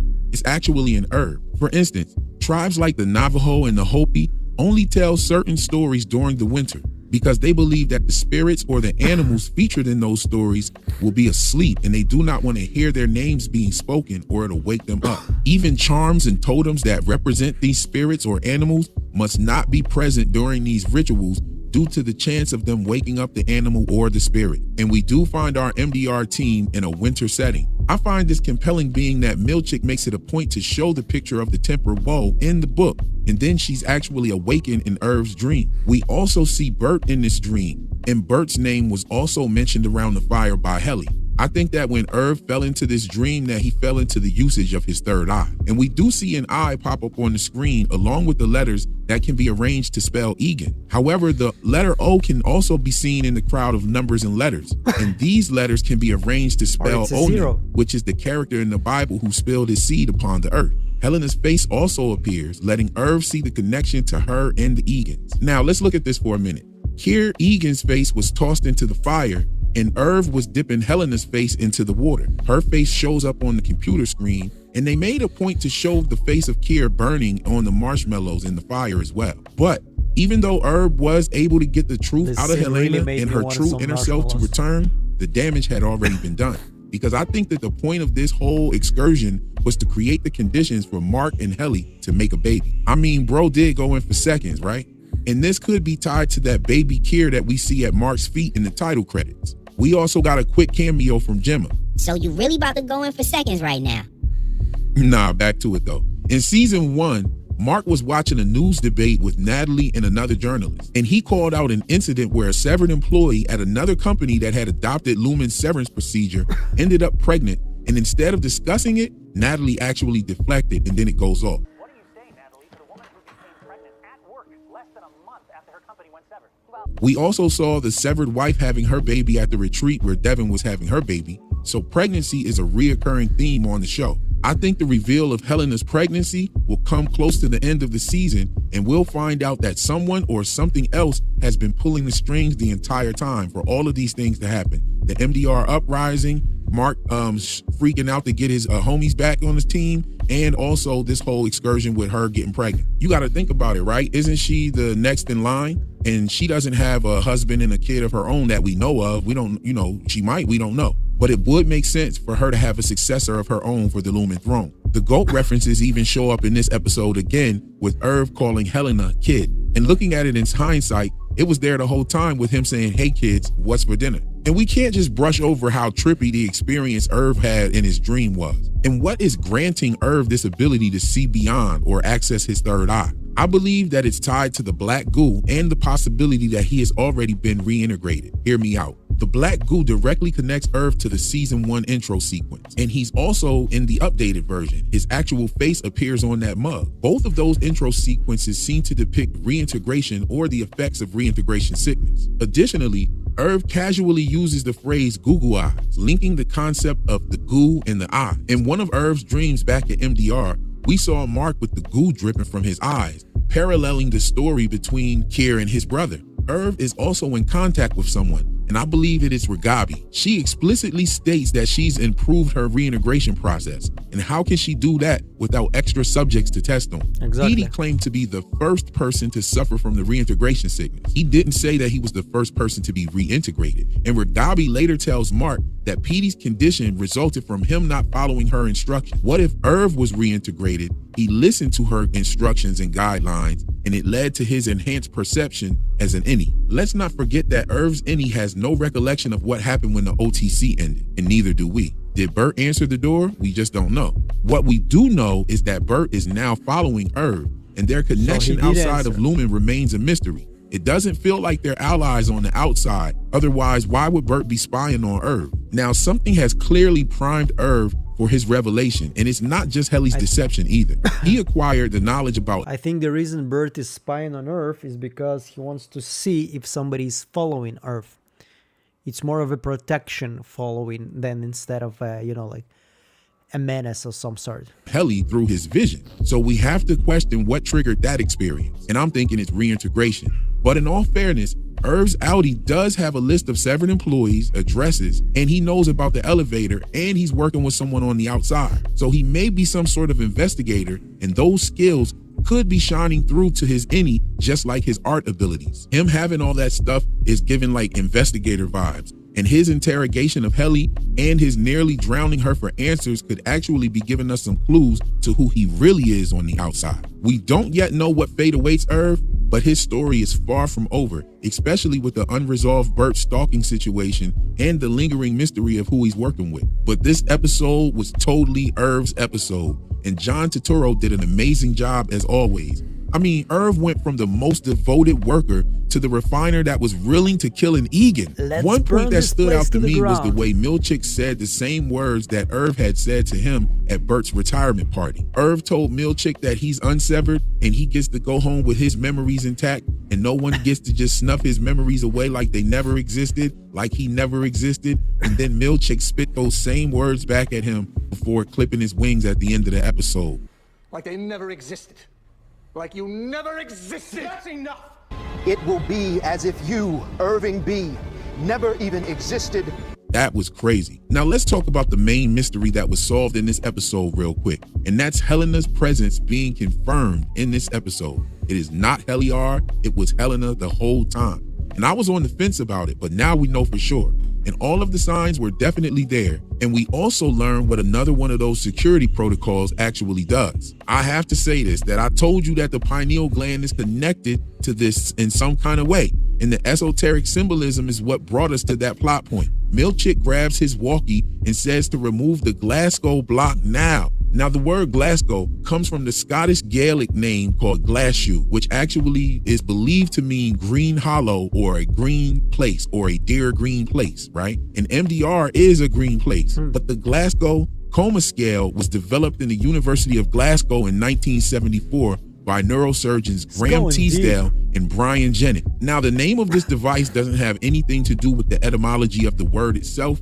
It's just called that because it was made at the University of Glasgow. But this device was designed to assess levels of consciousness in brain injured patients, like coma patients. While the Glasgow Coma Scale is a neurological diagnostic tool and the pineal gland is a hormone regulating organ, both of these things intersect at the concept of consciousness and wakefulness. The Glasgow Coma Scale measures consciousness, while the pineal gland influences the state of consciousness with the production of melatonin. I think that we're actually going to hear somebody mention the pineal gland at some point in time in the show. I think it might be Ragabi. Something else I've been talking about as well is the snake oil salesman, and Irv calling Milchick a mountebank ties directly to those theories as well. At first, I was just throwing around some nuance of what a skin salve salesman would have looked like back in the time of Keir.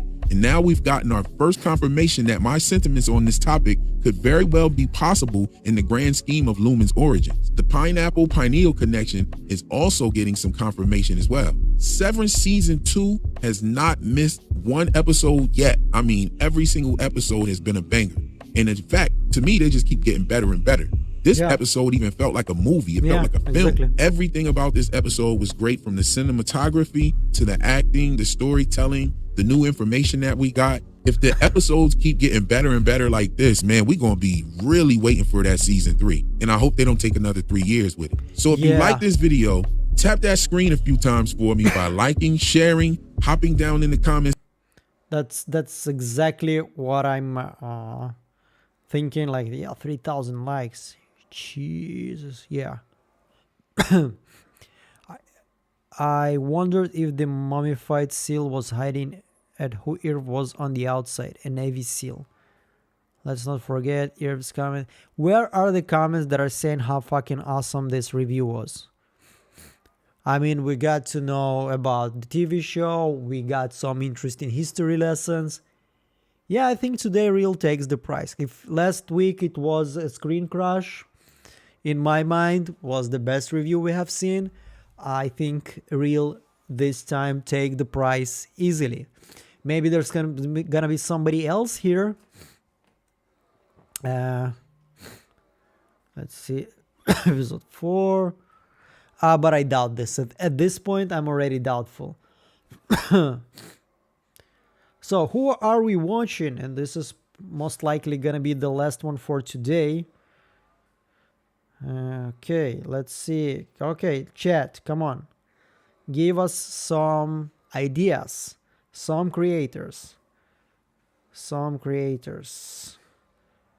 Someone, preferably we didn't see the previous time. This one looks like a reaction. I don't want to watch this. Jbuck Studios. Is this somebody who is big?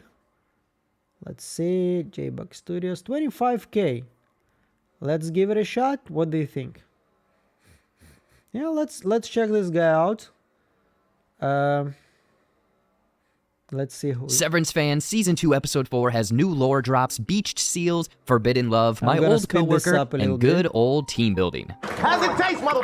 What is this? Snow? Outside? I'm Jared B, the reluctant innie of Jbuck. Just get into it. Kicking things off, well, we're not in Kansas anymore. As usual, I already like that I see the creator. Like, I have a connection with somebody here. And he looks like a funny guy. As Irving dings into a frozen tundra, wearing what looks like a Russian-style Ushanka and jacket combo. Looking up at Mark, who is standing on what appears to be the very same cliffside that appears when refiners hit 100% on a given file, a potential clue they are in the computer. In the computer.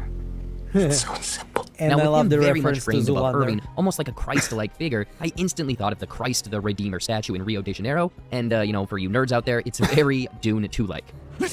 This very much symbolizes Mark is special, almost held like a Christ-like figure in the eyes of Lumen, as he's in Kier's position. Heck, he could even be like the second coming of Kier, or some, mumbo-jumbo that I'll clear up a little bit later. What I love about the premise of this episode is that from a workplace satire, this is just an elaborate team-building adventure. It's essentially Lumen's version of an escape room lunch break team bonding activity in real-life corporate America. I'm sure a handful of you know exactly what I'm talking about. So when looking at this episode with that lens, everything is very pedestrian, but so cleverly done. Because like any escape room, you start with the rules. Here it's Milchick giving an ominous description of the mission at hand. The goal, find the forbidden fourth appendix, and hints or clues are supplied, alluding to the creepy twins of our MDR team, pointing them on the right path. As they approach the television set to begin this so-called orbed bow, the outdoor retreat team-building occurrence, which if you do rearrange the letters, it does spell robot. Now, interestingly enough, robot derived from the Czech noun robota, meaning forced labor, an obvious nod to, severed employees and potential theories that androids or robots may be amongst their ranks. Robot was first used in the 1920 Karl Kapik play RUR, later learning that it actually came from his brother, Joseph Kapel, who was a Cubist painter. So many details because if you remember, Riken also has Cubist paintings. Lastly, Czechoslovakia was under Soviet rule from 1948 to 1989. A subtle clue to a later discussion, as an 8-bit version of the Kier hymn plays.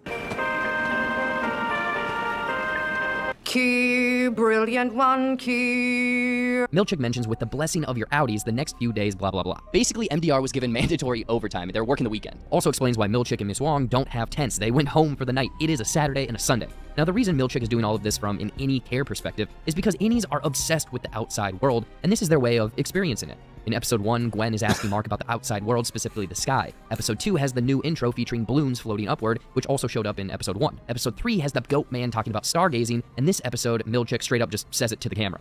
This Ortbo is in response to your desire to see the outside world. There may be a deeper meaning, but the surface level reason is innies are prisoners and want to experience the wonders of an outie world. They follow their MDR pal clues, end up in Scissor Cave, obtain the forbidden fourth appendix, and follow in Dieter Egan's footsteps. I'll talk about him in a little bit as they read aloud beautifully, just wonderfully crafted written words from this Egan fairy tale that amount to basically a boy jazzing off in the woods. Yeah, Dieter Egan was cranking his little soldier boy. Take another listen and imagine. Dieter became on that night an instrument of nature. And nature played Dieter with elegance. Now here's the catch. None of this episode, and probably any of the Severed Floor, is real. This entire thing is a simulation or shared psychosis or hallucination. Follow me because this is going to be a trip. First, they all wake up on the frozen tundra with the same elevator ding, the same we've seen time and time again, but, it's usually in an elevator. Surprisingly, various pieces of this episode... I also thought this, and then I checked. You can hear the sound of the elevator when they are... when the OTC is switched in episode 9, and you kind of can hear it when Dylan is switched on in episode 6. So it's not exactly a clue. I thought it's a clue, but we heard the elevator sound even when they're not in the elevator.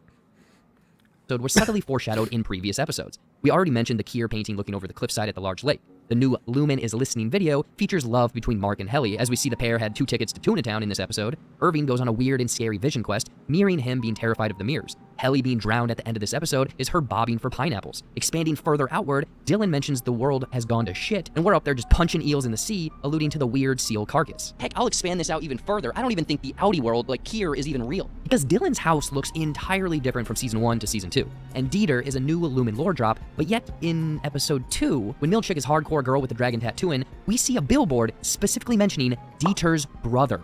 Oh shit! Oh shit! None of this is real. Okay, maybe some of it, but we as viewers have been bamboozled because 2 more pieces of this puzzle open up an even bigger can of conspiracy. Milchick's Wittgenstein rabbit, which is a philosophy tool that begs the concept of aspect perception, raising questions about the nature of reality and perception. In this case, you may see a rabbit, but then your perception may change and you see a duck. Essentially the ability to view things differently. The rabbit didn't change, your mind just chose to see the duck. So, for example, are the severed floor, offices, and hallways really a Lumen workspace, or is our aspect perception skewed? The second piece that blows everything out of the water is the file name on Irving's supernatural glitching computer, Montauk. This name alone leads us on a bonkers ride, so strap in for what a large majority of this episode and Severance as a whole is pulling from, the Montauk Project. This is going to be one big info dump, but tying in a bunch of aspects of Severance because I no doubt believe that Dan Erickson used this conspiracy as a backbone to this series. Also, if any of this does sound familiar, it's because Stranger Things was born out of this as well, with its original title being called Montauk. However, focusing more on the super... It's correct, but I do believe that I heard that Dan was talking about the way he pitched the show to Ben Stiller. By the way, my light died. Sorry for that. He was talking about, the whole premise was the severance process, the separating between work and life balance. And his experience with the corporate world, this is what brought him to this idea. I know there is reference to Matrix. I know that my theory is very similar to this one. But if I hear something that I can correct maybe here, well, once again, I'm not saying this is 100% true. This is just something that was said in the interview, but still.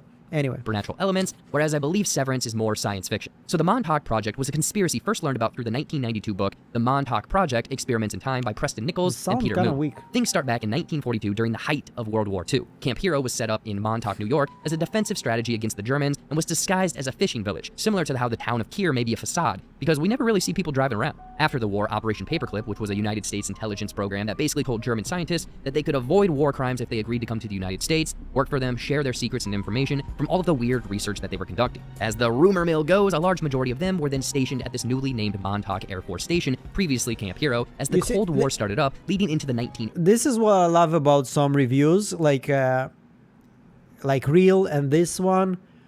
We go deep, like we delve into some themes and some ideas. Like in my review, I know I'm gonna be like already 1 hour long, so some moments I'm trying to make them shorter. But like this is, I mentioned Montauk Project, but this is like he's telling us the whole history of this, and I really appreciate it. The 80s, when this so-called Air Force base was supposedly decommissioned in 1981. Now, the torture experiments, all of the details reek of Severance, things we've already seen and things we've theorized. Initially, the test subjects' minds would need to be fractured into pieces to allow easier manipulation. This was done through various physical beatings, psychological stress, starvation, even mentioning attempted drownings. The goal of this was to fracture the mind into various pieces, reprogram them, and piece the person's mind back together while hooked up to various wires and machines. Some pieces were, quote, the awake mind, probably Mark's daily life, and the others were programmed buried deep down. During this, it's estimated that a lot of the test subjects did not survive. Tying in with the fact that Dylan says that only 1 in 5 files are completed before expiring, the test subjects are probably dying. I mean, the quieter than normal town of Kier and the massive cemetery in Season 1, Episode 1 hint at this. There were so many goals to these so-called experiments encompassing almost every aspect of science fiction you can think of. Time travel, mind control, interdimensional portals, sleeper agents and spies, and remote viewing to steal government secrets. To me, the ideographic cards in Season 1 are training instructions to program these sleeper agents, and the Lexington letter mentions a Lumen competitor's truck being exploded, potentially done by the MDR employee Peggy. They were also said to be religious rituals where a child was used as a vessel so some sort of astral entity could inhabit their body. Once they woke up, they were told that so-and-so was their new god, listened to them, and this was a procedure done specifically for the betterment of humanity. It was said humanity was unable to survive for themselves, so control was the easiest option. Mass population mind control. This sounds so much like Kier, his religion, the idea of control, and how all of the severed employees are referenced as children of Kier. Heck, I think all of the Lumen employees that are wearing the raindrop pins are ones that have already undergone this procedure. It would explain why Milchick now has a pin and was gifted the recanonized paintings. They've all been Kierified. Rumors suggest that these techniques then became better, potentially referencing Mark's freshman fluke, and people out in the wild have had this fracturing done without them knowing it. For example, Rickon's weird friends. Another key concept of all of this Montauk madness was the so-called Montauk chair. The Montauk chair, which many people have read about and heard about, was able to download thoughts from anyone sitting in that chair, store it into a computer, amplify it, and broadcast it to... I don't know why, but this guy doesn't seem very reliable to me.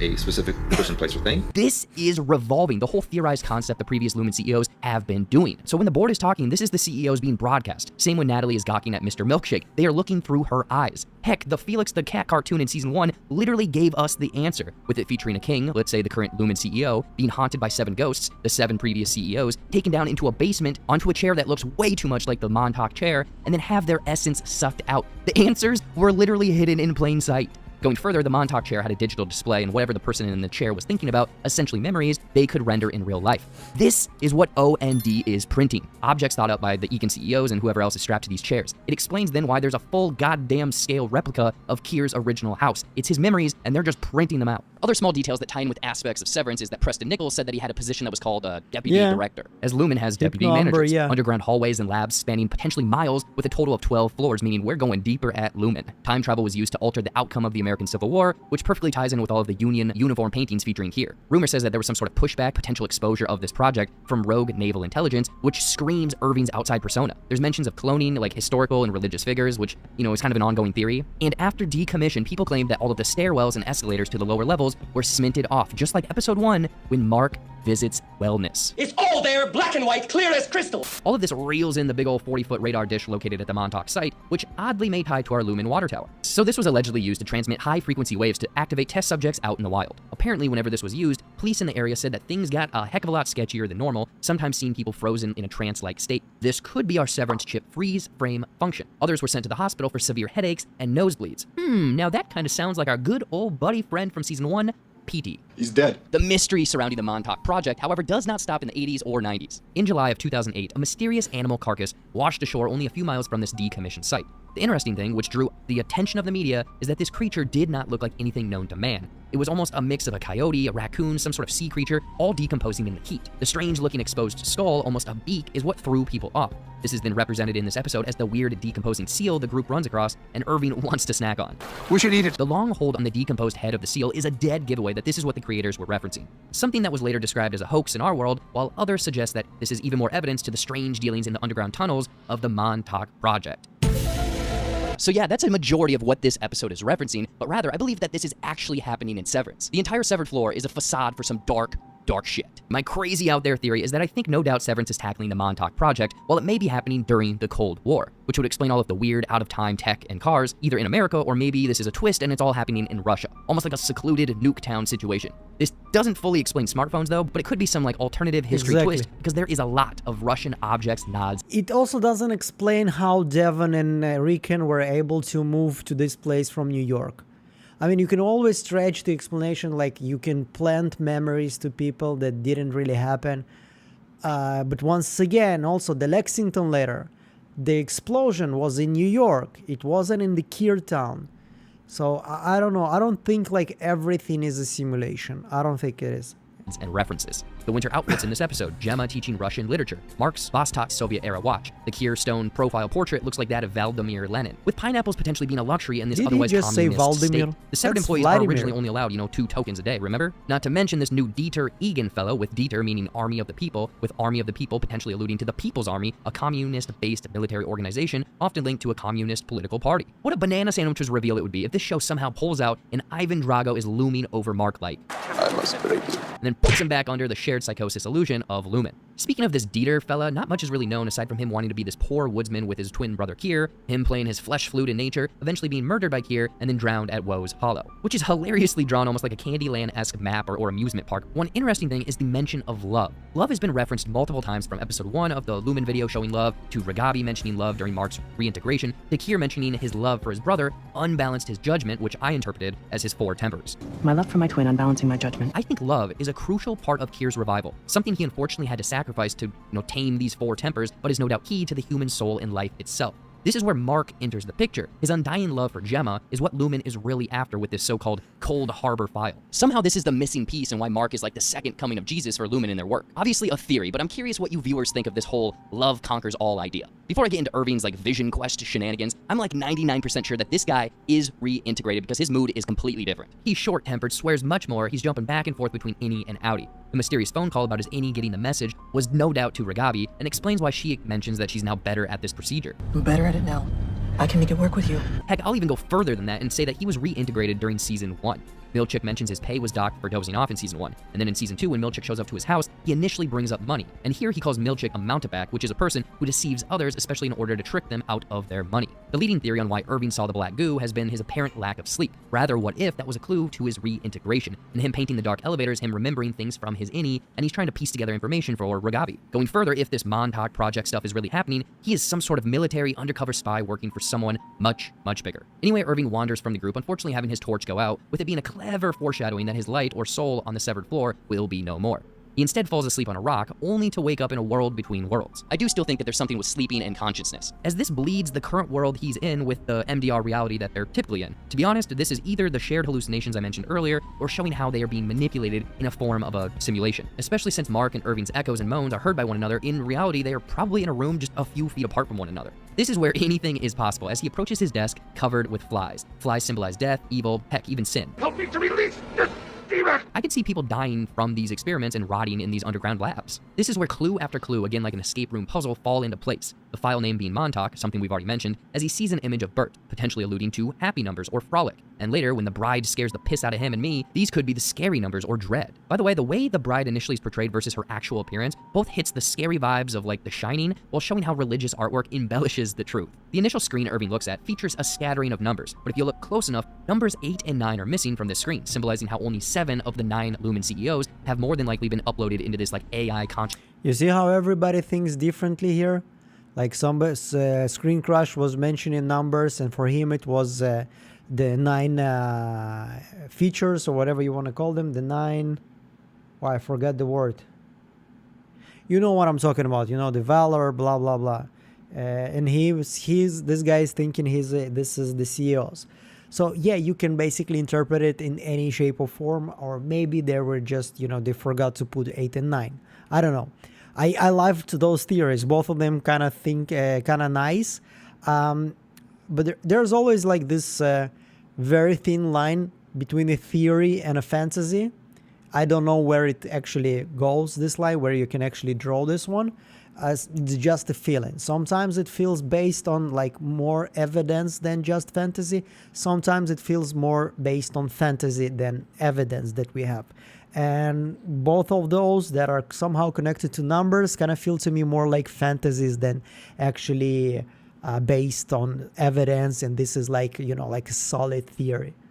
Consciousness or simulation, with the current CEO, Jane Egan, being number 8 and Helena being number 9. There's a subtle sound effect coming from the bride's computer, noting that she has completed a file 100%. On this next screen, the nice sketch. I didn't hear this. I should rewatch this moment.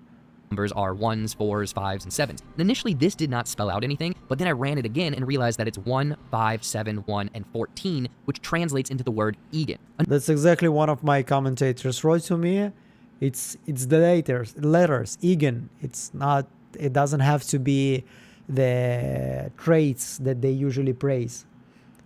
Another escape room puzzle combination, as Irving's computer has a mix of numbers and letters, then spelling out Egan as a face and eye look at him before he wakes up. This tells us so much. The previous Egans are uploaded into some sort of digital landscape, maybe even a whole simulation. This is their way of essentially living forever. Now with this knowledge, they are no doubt the board, and potentially use other Lumen employees like Natalie and Helly's driver as a physical vessel looking through their eyes like, you know, the characters of being John Malkovich or Inside Out. Part of Kier's goal has been achieved. He's living forever. But escaping this digital landscape is the next problem. As for the actual manifestation of this little gremlin bride, this could solely be a digital creation if they are in a simulation, a shared... That's a Golem bride. Please. Hallucination, or being from a different reality, leaning harder into the supernatural elements. I know it's honestly all a cop-out with the inclusion of this Montauk project. The show at this point can literally go anywhere. Like anything you think in science fiction, it can go. We can assume these Tempers are almost like legendary Pokemon that appear to someone when they've done some heinous stuff. With Chapter 2, Kier and the Thieving Nanny maybe being the story of dread represented by the old woman. Backtracking a little bit, this has been Helena this entire... But on the image there, that's not an old woman. The nanny there, this is a young woman, and the kid is like creeping behind her with a knife. So, no. episode. Don't be suspicious, don't be suspicious, don't be suspicious, don't be suspicious. Through all of the lies, deceit, inappropriate laughter, it's finally revealed that this some beach has been a Lumen spy. I'll admit, everyone telling me week to week that I was wrong. I'm stupid, you're smart, I was wrong, you were right. Now, some clever clues that point to her being Helena in this episode are everyone saying that they woke up on the frozen lake, despite her saying that she showed up on the cliff, the same spot as Kier Egan in the painting, showing that she is an Egan, along with the facial framing showing that, she's hiding something, she's essentially a Two-Face. The thing everyone's gonna be talking about is Helena and Mark eaten up, with the initial setup when Mark looks at the torch saying it's beautiful, Helena meaning shining light. Anyway, after Mark says, "You're gonna love my nuts," the two lay there and Mark suffers from a potential side effect of reintegration, seeing Gemma on Helena's body. Not much more is derived from this scene aside from it being tastefully done and surprisingly hot. Tip of the hat to the director, cast, crew, everyone well done. My only theory would be, what if Helena is now pregnant after this? It would be a heck of a weird twist on Immaculate Conception and Jesus, while tying in with the baby Kier crawling in the opening credits. Just another theory, but something to definitely be aware of. Rounding out this episode is the massive reveal that Helly was a mole undercover this whole time and Irving is not taking it anymore, having suspicions of who would be powerful enough to send their Audi to the severed floor. This is almost a reenactment of the Dieter and Kier story from earlier, as Irving attempts to drown Helena. Surprisingly, this may tie in with the Severance short story, The Lexington Letter, as Peggy in that story was also told that she had some sort of instance with water at work. Irving sinisterly saying, "Yes, do it, Seth," is honestly grade A delivery. Yes! Do it, Seth! As Milchick radios to someone to remove the Glasgow block. This was listed as one of the Severance chip functions back in Season 1, with myself and others theorizing it's related to the Glasgow coma scale. Used in coma patients, it's a system to score, or rather measure how conscious a patient is, meaning that Helly was essentially put in a coma. Now, with this information, it could work the other way, whereas Miss Casey is in a Glasgow state as permanently an innie. Irving is sent off to the eternal darkness, as we can only assume his innie is essentially dead on this earth, ending with the perfectly placed elevator music over the credits to show that Irving is taking his last elevator ride back up from the severed floor. And we are done. Seriously, my Audi needs to know the links that I'm going to for these breakdowns. I'm in the middle of a frozen tundra in the wilderness. I don't even know what's going on. I didn't get any perks. I better be in the office next week. So if this video gets 50,000 views, maybe I'll get a double perk. So like helping Annie out. Anyway, feel free to drop all of your thoughts, feelings, theories, and out there ideas on Severance Season 2, Episode 4. I'll be sure to see everyone next week with our Episode 5 breakdown, and maybe I'll get out of this damn cold. I think it got more than 50,000 views, man. I have a lot of respect for this guy, just not my cup of tea. Okay, I think like the editing is amazing, a lot of great reference to Zoolander, and like a lot of like those funny quirks here that I know people enjoy. I love humor, as you know. Like I have maybe a kind of weird humor for some people. Some people like it, some people don't. It doesn't really matter. Yeah, I'll give this guy a like. Obviously, there's a lot of work, a lot of effort here that I give huge respect for it. Some of the interesting findings, just not my style, like it's I think it's like on the scale of between like quirky, funny, and serious. I look for more serious reviews with some jokes, like we have seen Reels video, and then when he's talking about serious, and then he drops some kind of a joke, it has more effect than when you have like all of the video is very quirky and very funny. Once again, I liked it. I have huge respect for the work. Obviously, the results are in 73,000 views. This is very nice. Color me jealous. Yeah, like probably next time we're gonna check somebody else. So let's see our poll. What is going on here? Yeah, this one is way closer, but still 64% thinks this is some sort of a simulation. Okay, so we started a bit later today. We still managed to pull 2 hours. I appreciate all of your financial support. I appreciate the chat. Was pretty fun today. We had more people this time than the previous time.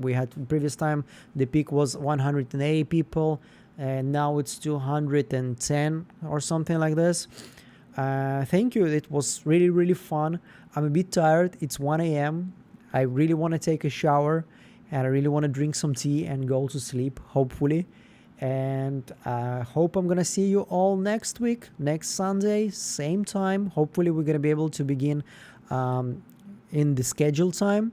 But still, with 1 hour being late, with 1 hour late, we still had like 210 people today, which is absolutely freaking awesome. Yeah, so whatever the time for you, like, have a good day, have a good night, have a good morning, whatever it is. I wish you everything that is good, and I wish that everything that's bad will avoid you, at least for today. That's it. See you next time, and wait for more Severance videos. Until Friday, there's gonna be more. Until the next episode, I want to make a couple of more videos. I have some ideas, and I think they're gonna be very interesting. Some of them, if I'm gonna be able to pull off everything that I want to pull, maybe it's gonna be even surprising. So yeah,